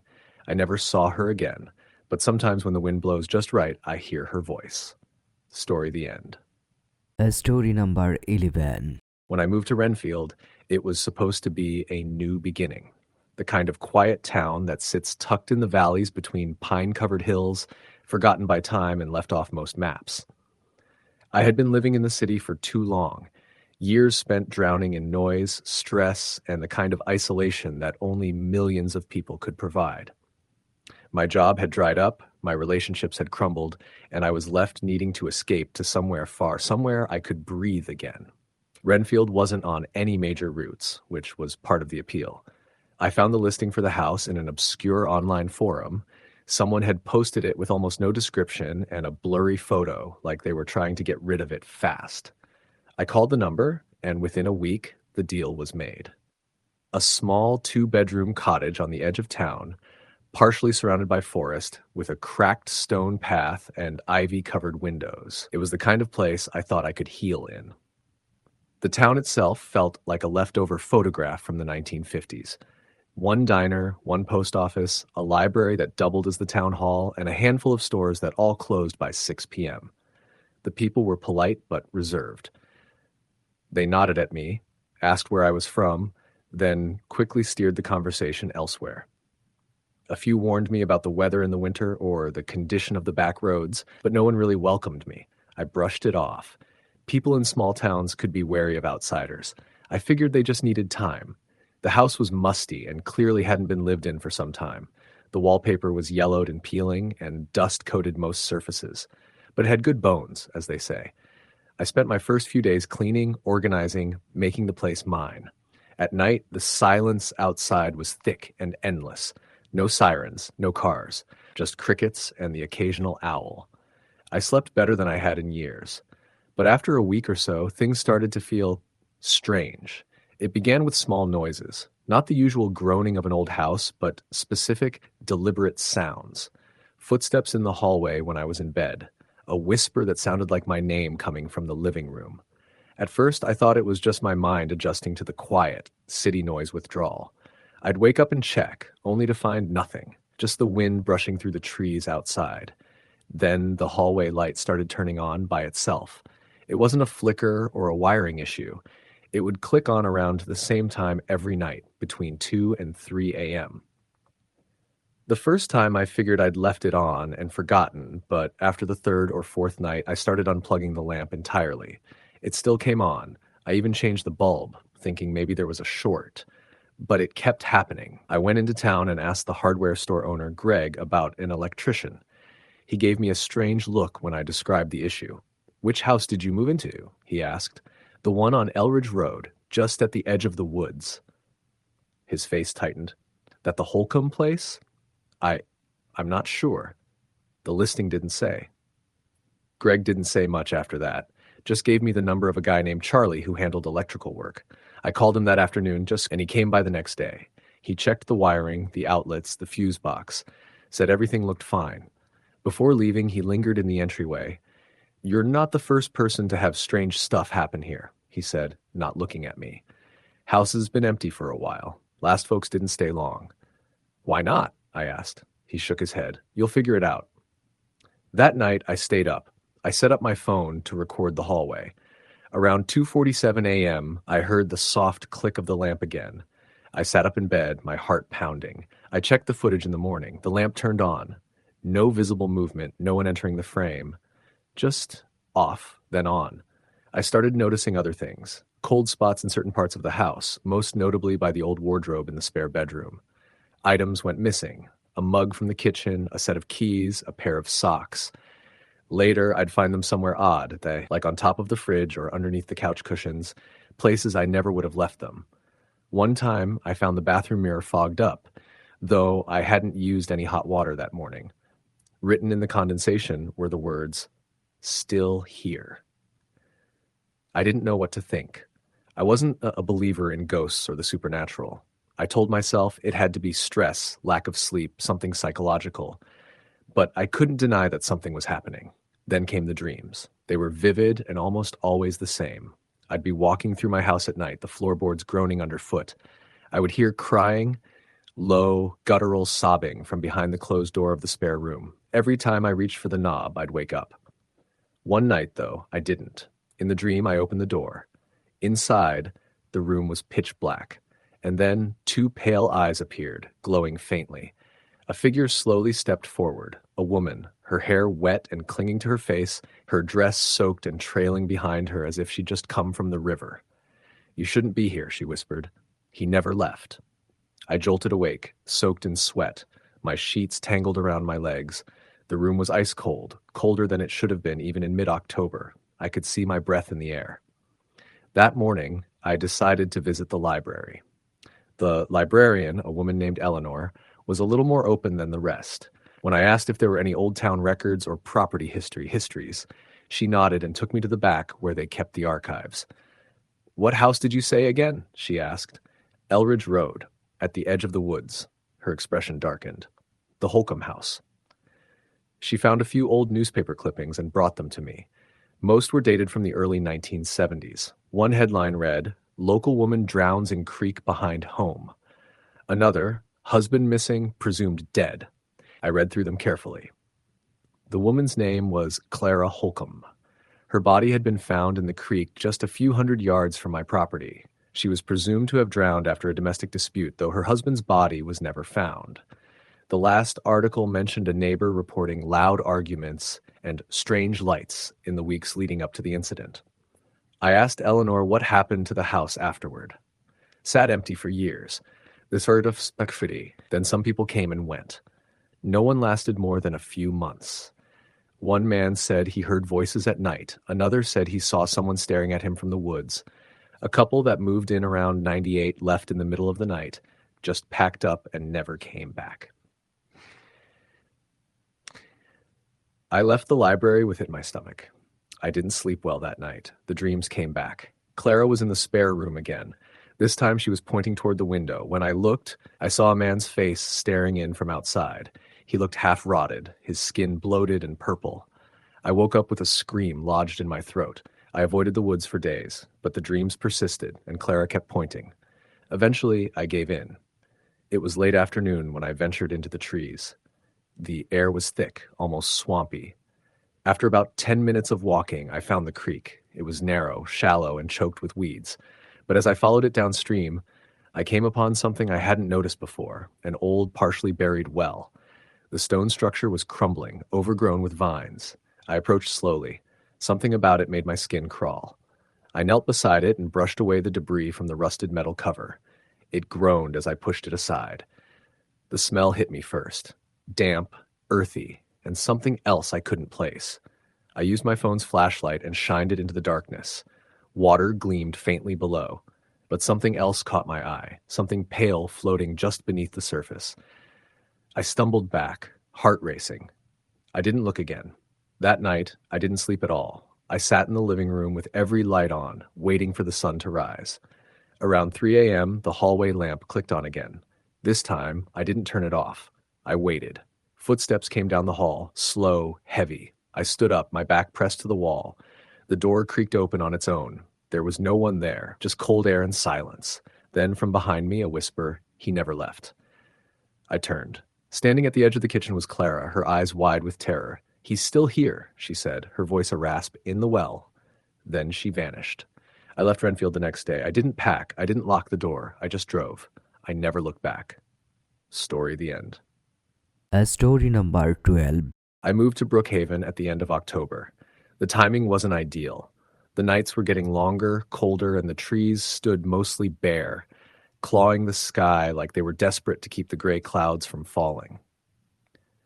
The town was small, nestled in a valley in upstate New York, mostly forest and winding roads that looked more like a forgotten dream than a working community. It was the kind of place you might miss on a map if you blinked. I got a job offer out of nowhere, a logistics position at a regional warehouse center. Good pay, solid benefits, and they were even covering relocation. After a rough year of layoffs and debt piling up, I didn't think twice. I didn't ask too many questions. That was my first mistake. I rented a small house on the edge of town, a one-story place with faded green shutters and a porch that creaked no matter how lightly you stepped. It was isolated, the nearest neighbor at least a half mile down the road. But it was cheap, and the landlord was eager to rent it out. Too eager. He didn't even want a deposit, just wanted someone in it again. He handed me the keys with a hurried smile and told me to make myself at home. The first few nights were uneventful. I spent my evenings unpacking, organizing, trying to settle in. But there was a stillness in Brookhaven that didn't sit right. It wasn't peace. It was the kind of quiet that makes your ears ring, like the world was holding its breath. The locals were polite, but they kept their distance. The woman at the grocery store didn't ask where I came from, and the guy who ran the gas station avoided eye contact like it was contagious. No one was rude, just distant, guarded. I wrote it off as small-town suspicion. They didn't know me, didn't trust me yet. I figured that would change in time. But the way they looked at me, it was like they were waiting for something. It started with the knocking. At first, I thought it was animals. The house was old, and the woods came right up to the edge of the backyard. I heard scratches at the siding late at night, soft tapping near the back door. But then it got louder, rhythmic, intentional. One night, around 2 a.m., I was jolted awake by 3 sharp knocks at the front door. Not the back where the animals came, The front, right off the porch. I grabbed a flashlight and crept to the peephole. No one was there. I opened the door slowly, stepping out into the freezing wind. The porch was empty, and there were no tracks on the frost-covered steps. I chalked it up to a prank or maybe even a bird, though my gut said otherwise. The next night, it happened again. 3 knocks, same time, same silence afterward. This time, I stayed in bed. I didn't move. I just listened. The third night, the knocking came from the back door. That one didn't even have a porch, just a crumbling stone step that led to the woods. Again, 3 knocks, no footsteps, no sign of anyone. I started leaving lights on at night, bedroom, kitchen, even the porch lights. I couldn't explain why, but the darkness felt thick, like it pressed against the windows trying to seep in. I kept the blinds shut. I started sleeping with the TV on low just to hear something human. Then the dreams began. At first, they were hazy. Shadows moving through trees, whispering voices I couldn't understand, but they grew more vivid. In one dream, I was walking through the woods behind the house. Everything was dead silent. I could hear my own breath, and it fogged in the air like smoke. I saw a figure ahead, standing perfectly still, facing away from me. It was wearing old-fashioned clothes, like something out of the 1800s, a long coat, high collar.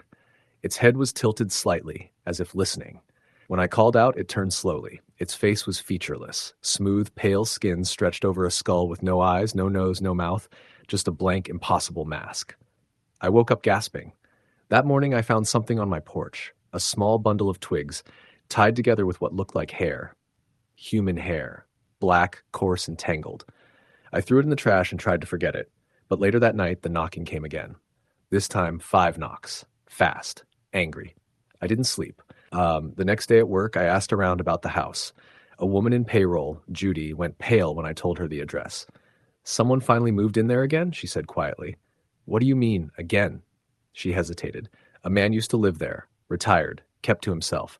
People said he was strange, talked to things that weren't there, claimed he heard voices at night. Then one day he just disappeared." Disappeared? Gone. No sign of him. The cops searched for weeks. Nothing. No one ever found out what happened. His brother inherited the place, but wouldn't even go inside. Tried to sell it right away. That night, I found the front door open. I know I locked it. I double-checked, but when I got home from work, it was swinging gently in the wind, hinges groaning like a warning. I searched the house. Nothing was missing. Nothing was broken. But there were muddy footprints in the hallway. Bare footprints, small, like a child's. I don't have kids. I started drinking at night, just to take the edge off. The dreams, the knocking, the shadows I thought I saw moving outside, it was wearing me down. I left the TV on all night, lights too. Sometimes I'd hear whispers behind me in the bathroom mirror. Nothing distinct, just a soft hum of words I couldn't understand. One night, I passed out on the couch. Around 3 a.m., I woke up to a sound I hadn't heard before. Crying. It was soft, distant, like it was coming from the woods. I sat there for a full minute, frozen, heart pounding. Then it stopped. When I checked the back door, I found a small handprint on the glass. The print was smeared like it had slid downward, as if someone had been trying to get in. I boarded up the back door the next day. But the knocking continued. Sometimes it came from the windows, sometimes from inside the walls. Always at night. Always the same pattern. 3 slow knocks, or 5 fast ones. It changed based on where it came from. I tried recording it. I set up my phone on video overnight, pointed at the back door. The next morning, the footage was corrupted. Static and a high-pitched whining noise like interference. I only caught 1 second of clarity. A frame where a face was pressed against the glass, pale, wide-eyed, grinning with a mouth that stretched impossibly wide. The police were no help. I filed a report. They sent an officer out. He didn't even go inside. Just walked around the perimeter, shrugged, and told me to install cameras. "Brookhaven's a quiet place," he said. "Sometimes too quiet. Gets to people." That's all he offered. I thought about leaving, but I couldn't afford to break the lease, and a part of me, the stubborn, desperate part, thought maybe I was losing it. Maybe I was sleep-deprived. Maybe I needed therapy, not an exorcist. Then came the scratching. It started in the bedroom, under the bed. Soft at first, like nails on wood, then louder, stronger, like something clawing its way out. I moved the bed, checked underneath, nothing, but the floorboards were scratched, deep, fresh gouges in the wood that hadn't been there before. I slept on the couch after that, but whatever it was, it followed me. The next night, I woke up to see something standing at the far end of the hallway, just beyond the kitchen, a shape, human-sized, still, watching. I couldn't see a face, just the outline. I closed my eyes, counted to 10. When I opened them, it was gone. The next morning, there were more handprints on the windows. Dozens, all small, all smeared like they were made in panic. I called Judy again. I begged her to tell me more about the house. She finally agreed to meet me at a diner outside town. Over coffee, she told me the story. There was a fire, she said. Back in the 50s, orphanage caught fire, right where your house is now. What? They rebuilt over it and covered it up. Most people don't talk about it, but I remember. My grandmother told me stories, said the kids never left, said they were trapped, screaming in the walls, burning in their sleep. My blood went cold.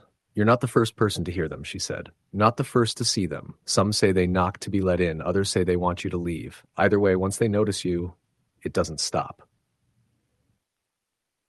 I left the diner shaking. That night, I didn't sleep. I didn't even try. I sat in the living room with all the lights on, door locked, bat in hand. I waited. At exactly 3:13 a.m., the power went out. The TV died.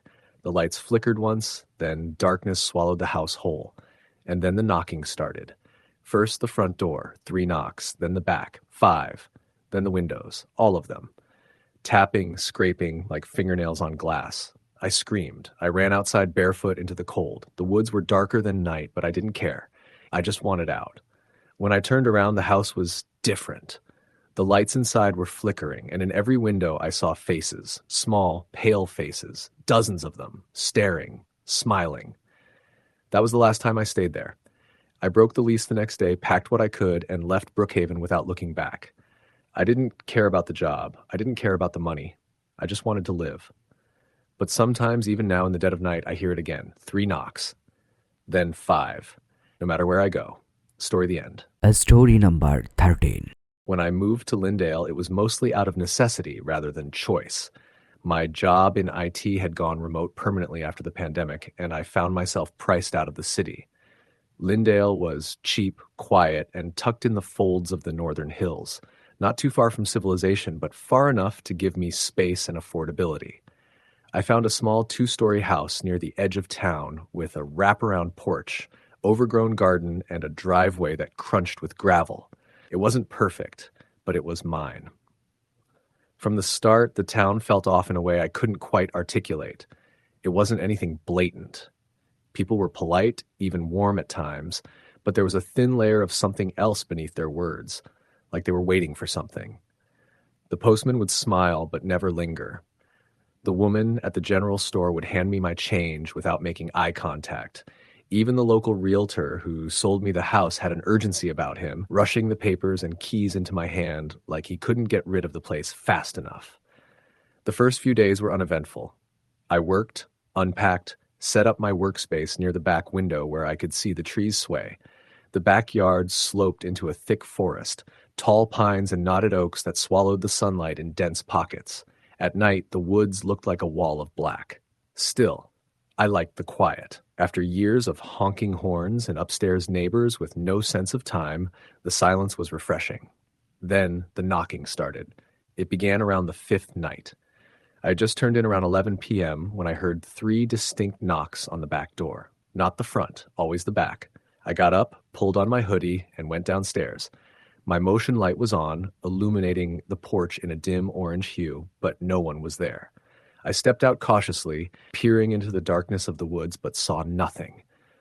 I figured it was a raccoon or a branch shifting in the wind, but the knocking happened again the next night. And the one after that, 3 knocks. Always after 11 p.m., always on the back door. By the end of the first week, I was jumping at every creak in the house. I installed a camera above the back door, one of those motion-activated types that fed directly to my phone. The next night, I waited. I sat on the couch with the lights off and the camera app open. At 11:08 p.m., the alert pinged. I opened the feed and froze. There was a man standing at my back door. Tall, pale, almost translucent. His clothes were dark, soaked-looking, and his head hung at an odd angle, as if his neck had been broken. He raised his hand and knocked. Once, twice, 3 times. Then he stood there, unmoving. I ran to the kitchen with a bat, heart pounding so hard it hurt, but when I looked out the window, no one was there. I opened the door with shaking hands, half expecting to see someone on the steps, but there was nothing, just the sound of wind in the trees. I played back the footage. The man was there. I paused the video and zoomed in. His face was blurred, as if the camera couldn't focus on him properly. His features were warped, sliding sideways in unnatural ways. I sent it to a friend of mine who worked in security tech. And that, he replied an hour later, "Not possible. That's not a compression artifact. I don't know what that is." Over the next few days, things got worse. I started finding water on the kitchen floor every morning. Not a spill, a puddle. Perfectly round, like someone had been standing there dripping. The floors would creak upstairs when I was alone. The thermostat would drop to freezing, even though it was set to 70. And the knocking continued. One night, I decided to confront whatever it was. I stood at the back door with every light in the house turned on. The clock hit 11. I braced myself. Nothing happened. No knock. No figure. Just silence. I laughed nervously and turned to go back inside. Then I saw him reflected in the microwave door, standing behind me in the kitchen, soaked and crooked, his face blurry in real life, just as it was on camera. I spun around, swinging the bat, but there was nothing.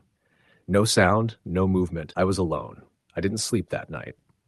I started digging into the town's history. I went to the small local library and asked about deaths or accidents near my property. The librarian, an elderly man with silver hair and sun-dried skin, didn't speak at first. He stared at me for a long moment, then motioned for me to follow him to a back room where the town archives were kept. He pulled out a box marked 1979 to 1984 and handed it to me. "There was a family," he said quietly. "They lived in your house, the Harrows. Father, mother, 2 boys. One day the father disappeared. No note, no struggle, just gone. People searched for weeks. They found his car near the woods, but no sign of him." "What happened to the family?" I asked. "They stayed a while, but things changed. The mother claimed she saw him in the woods, knocking on the windows. Said he looked drowned. They found her in the bathtub 3 weeks later, slit her wrists, and the kids were taken by relatives. House sat empty for decades." I left the library with a cold knot in my gut. That night, I watched the old footage again. It hadn't changed. Still 3 knocks, still the soaked figure. I wanted to leave, pack my bags and vanish like the father had, but something held me back. I couldn't explain it. It wasn't fear. It was like something wanted me to stay. Something that whispered my name at night when I was half asleep. The final night, I lost time. I remember watching TV in the living room. Then I blinked, and I was standing in the woods behind my house. It was pitch black, the moon barely piercing through the trees. My feet were bare and wet like I'd been walking for a while. I turned in a circle, trying to figure out where I was, but the forest looked the same in every direction. Then I heard it. Knock, knock, knock. Not at a door. On a tree. I turned and saw him again. Closer this time. His eyes were black hollows. His mouth hung open in an endless scream, though no sound came out. He raised his hand again and knocked on the tree. 3 times. I ran. Branches whipped my face. Roots caught my ankles, but I didn't stop. I made it to my back door and slammed it shut behind me, collapsing onto the floor. The puddle was waiting for me in the kitchen again, but this time it led upstairs. I followed it. Each step creaked like a scream. The trail ended at the attic door, a place I hadn't opened since I moved in. The key was in my junk drawer. I retrieved it, hands trembling, and unlocked the door. The attic was empty. Dust covered the floor. But in the far corner, a dark patch marred the wooden boards. A stain. I stepped closer. It smelled like mold and something worse, something sweet and rotting. I knelt down and pressed my hand to the stain. It was wet. Behind me, the attic door slammed shut. I turned around, but no one was there. I was locked in. My phone had no signal. I pounded on the door, yelling, screaming for help. Then I heard the knocking again, not from the door, from the floorboards beneath me. 3 slow knocks. I backed away from the stain. The knocks came again, louder. Then the boards cracked, splintered, and something reached through, white, bloated fingers, dragging nails across the wood as it tried to pull itself through. I screamed until my throat gave out. Eventually, I passed out. When I woke up, it was morning. The attic door was open. No stain, no cracks, no puddle. I packed my things and left Lindale within the hour. I didn't sell the house. I didn't go back. I didn't even tell anyone the full story until now. But sometimes when I wake up at night, I hear knocking on the wall behind my bed, and I live on the top floor of a concrete apartment building. Story the end. Story number 14. When I first moved to Merriwick, I thought I was ready to leave everything behind. My job in the city, my apartment full of memories I no longer wanted to keep, and the noise that never gave me a moment to think. The town seemed like a quiet answer to everything. A little dot tucked into the woods of northern Vermont, it looked like something out of a forgotten postcard. Weathered brick buildings, winding streets, and a silence that felt honest. It was October when I arrived, just before the snow started to fall. The trees were orange and red and already starting to go bare. My real estate agent, a man named Joel, who smelled faintly of old coffee and tobacco, handed me the keys to a modest 2-story house at the end of Ashmill Road. It had been vacant for 2 years, he said, after the previous owner passed away in his sleep. That night, as I unpacked boxes in the quiet of the unfamiliar space, I noticed how still everything was. No distant hum of traffic, no neighbors yelling, no sirens, just the occasional rustling of wind against the wooden siding. It was unsettling at first, but I told myself it was just the change. America wasn't unfriendly, but the people had a certain guardedness to them. Most of them had lived there their entire lives. When I introduced myself at the grocery store or the diner, they'd smile politely and say, "You're in the old Winslow house, huh?" Then there'd be a pause, like they wanted to say something else, but they'd just wish me luck and move on. By the third night, I started noticing things I couldn't explain. It began with the clock in the kitchen. It was an old mechanical wall clock that had come with the house. I hadn't wound it, yet somehow it ticked softly when I passed by. Then it stopped every night at exactly 3:13 a.m., not a second later. I'd wake up and hear that last tick and then silence. The next thing was the cat. I don't have a cat. But I'd hear it sometimes late at night, scratching at the back door, a soft meow just once like it was asking to be let in. The first time it happened, I opened the door, half asleep, expecting to see some stray. There was nothing, just fog curling along the porch, and beyond that, the dark stretch of the woods. On the 5th night, I heard footsteps in the attic. It was a low, deliberate creaking, like someone slowly walking across the beams. I stood at the bottom of the attic stairs, holding my breath, my flashlight trembling in my hand. I went up, of course. I had to. I told myself maybe it was a raccoon or a bird trapped up there. The attic was empty. Dusty, cold, filled with boxes of things I hadn't opened yet. But there was one thing that hadn't been there before, a child's drawing pinned to the far wall, crayon on yellowed paper. It showed a stick figure standing in front of the house with large red circles for eyes and long, thin fingers. Above it, in uneven handwriting, "Don't open the cellar." I hadn't even thought about the cellar yet. I hadn't gone down there. The door was behind the kitchen, a wooden hatch-style thing with iron hinges. It stuck a little when I tried to open it, but I figured I'd eventually get around to checking it out. Now I wasn't so sure. The next day, I took the drawing down and threw it in the trash outside.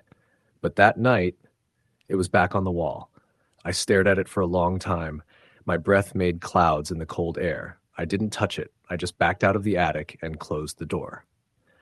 After that, things escalated. The house didn't just feel old anymore. It felt wrong. Lights I'd turned off would flicker back on. The smell of damp earth started to waft up from the floorboards.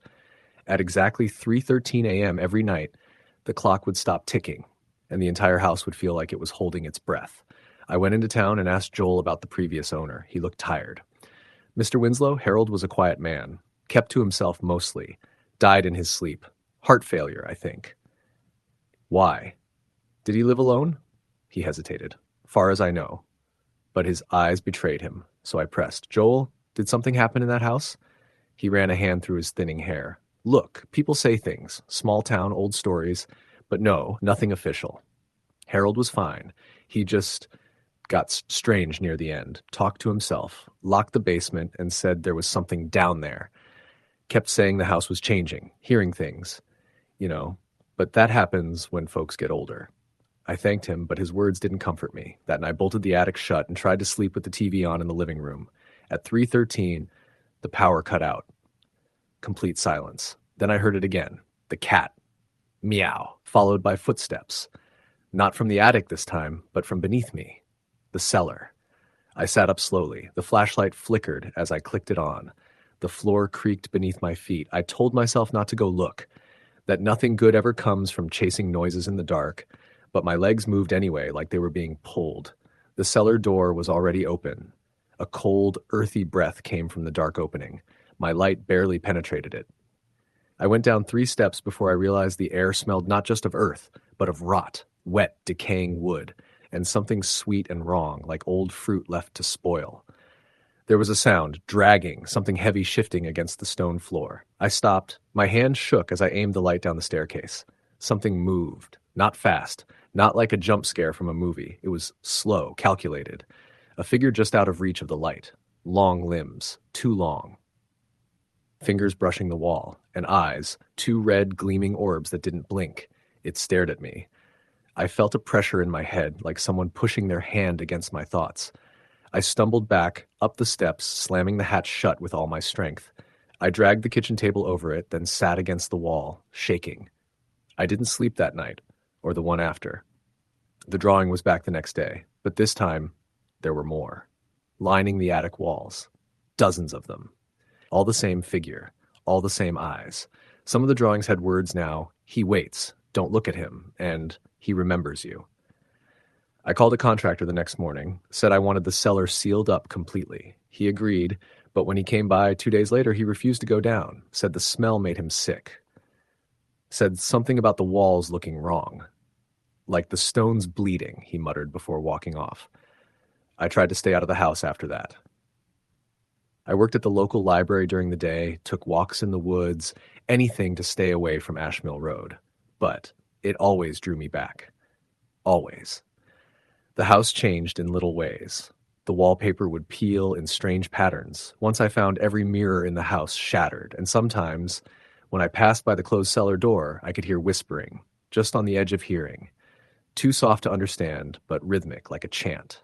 One night, maybe a week later, I woke up outside. I was standing barefoot in the backyard, dirt on my hands, my feet were bleeding, and the back door was wide open. The next day, I found the footprints. They weren't mine. Too large. Deep, sunken into the earth like something heavy had passed through. They led from the cellar door around the house and vanished into the woods. I left that day. I packed what I could fit in my car and drove until I reached a hotel 3 towns over. I couldn't sleep. I just sat on the edge of the bed, staring at the door. Around 3:13 a.m., I checked the time and felt a chill roll down my back.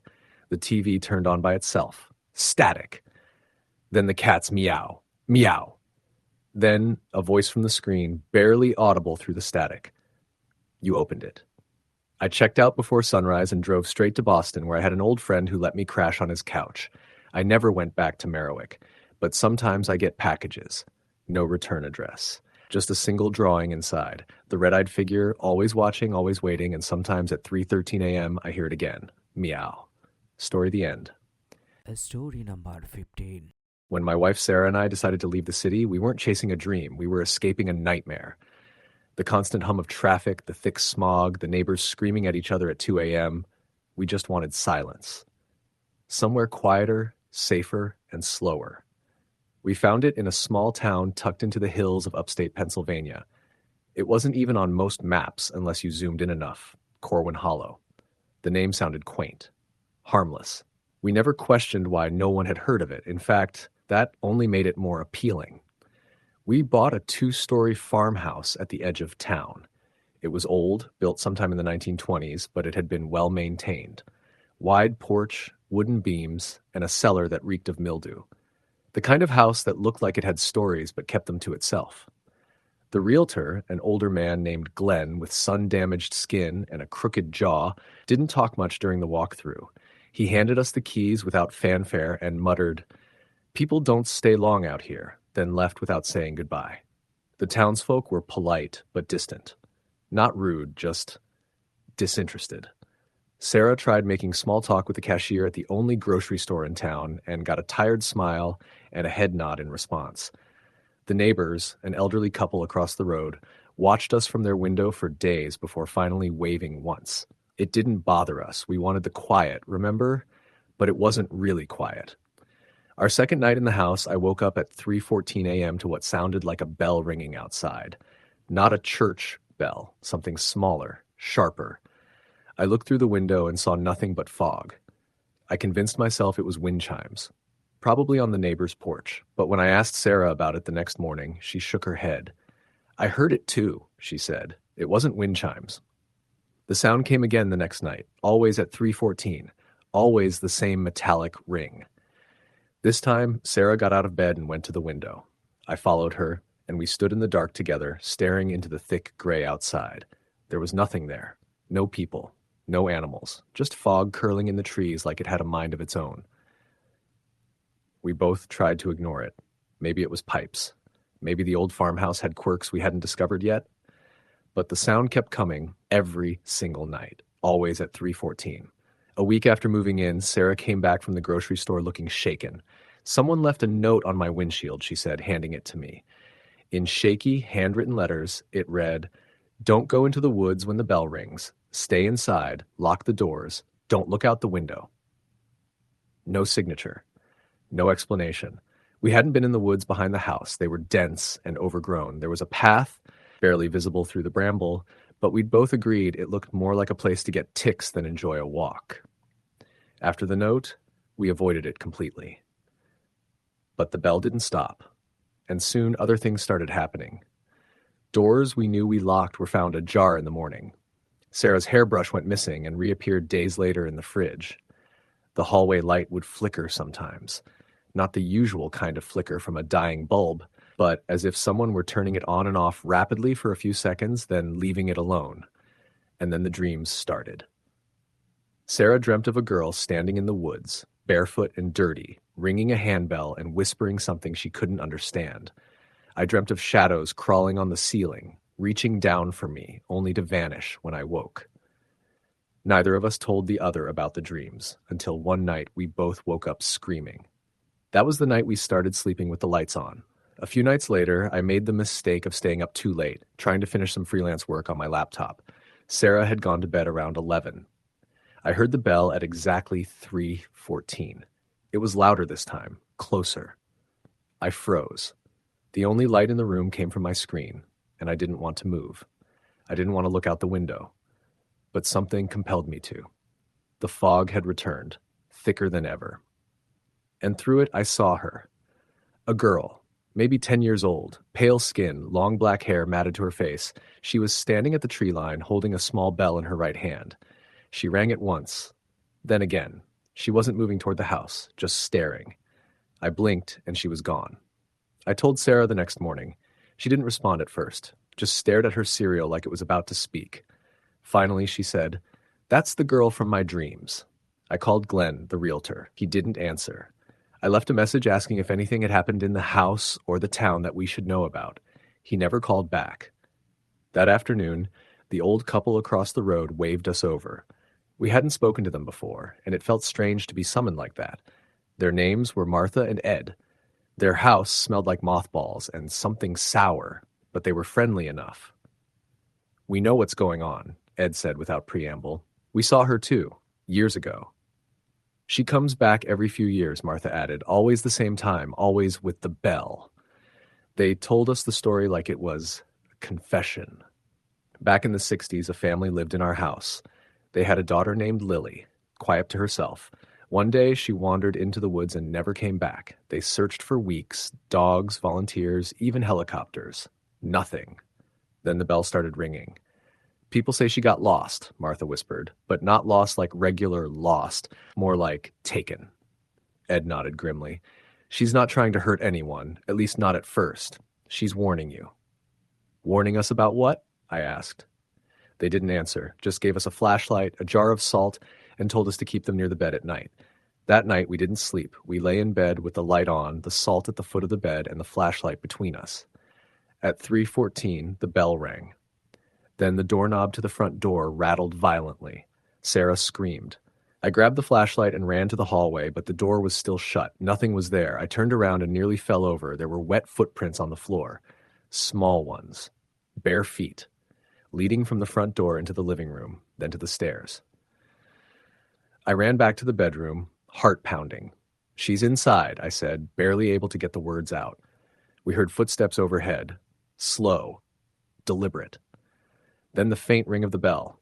I don't remember falling asleep. I think we stayed up until dawn, both of us too scared to move. When the sun came up, the footprints were gone. Everything looked normal. We packed our bags that day. We didn't leave immediately. I wanted to talk to someone in town, someone who might have answers. I found an old library wedged between the post office and a dentist's office. The librarian, a thin man in his 70s, with thick glasses and a stutter, helped me dig through some of the town records. There was no record of a girl named Lily ever living in our house, but there were 3 missing person reports filed in 1968, all children, all within 2 weeks of each other. None of them found. The last entry in the old sheriff's log, dated November 9th, 1968, read, "Bell heard again. Recommend warning the Hollow families. No one should go near the woods at night."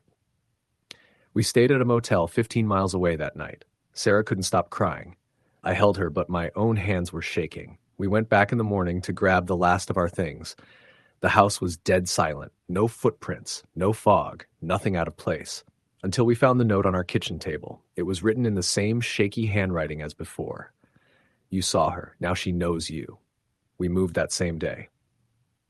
It's been almost a year since we left Corwin Hollow. We live in a different state now. Different climate, different everything. But every now and then, just before 3:14 a.m., I wake up for no reason at all. And in the distance, never loud, never close, I hear the faint ring of a bell. Story the end.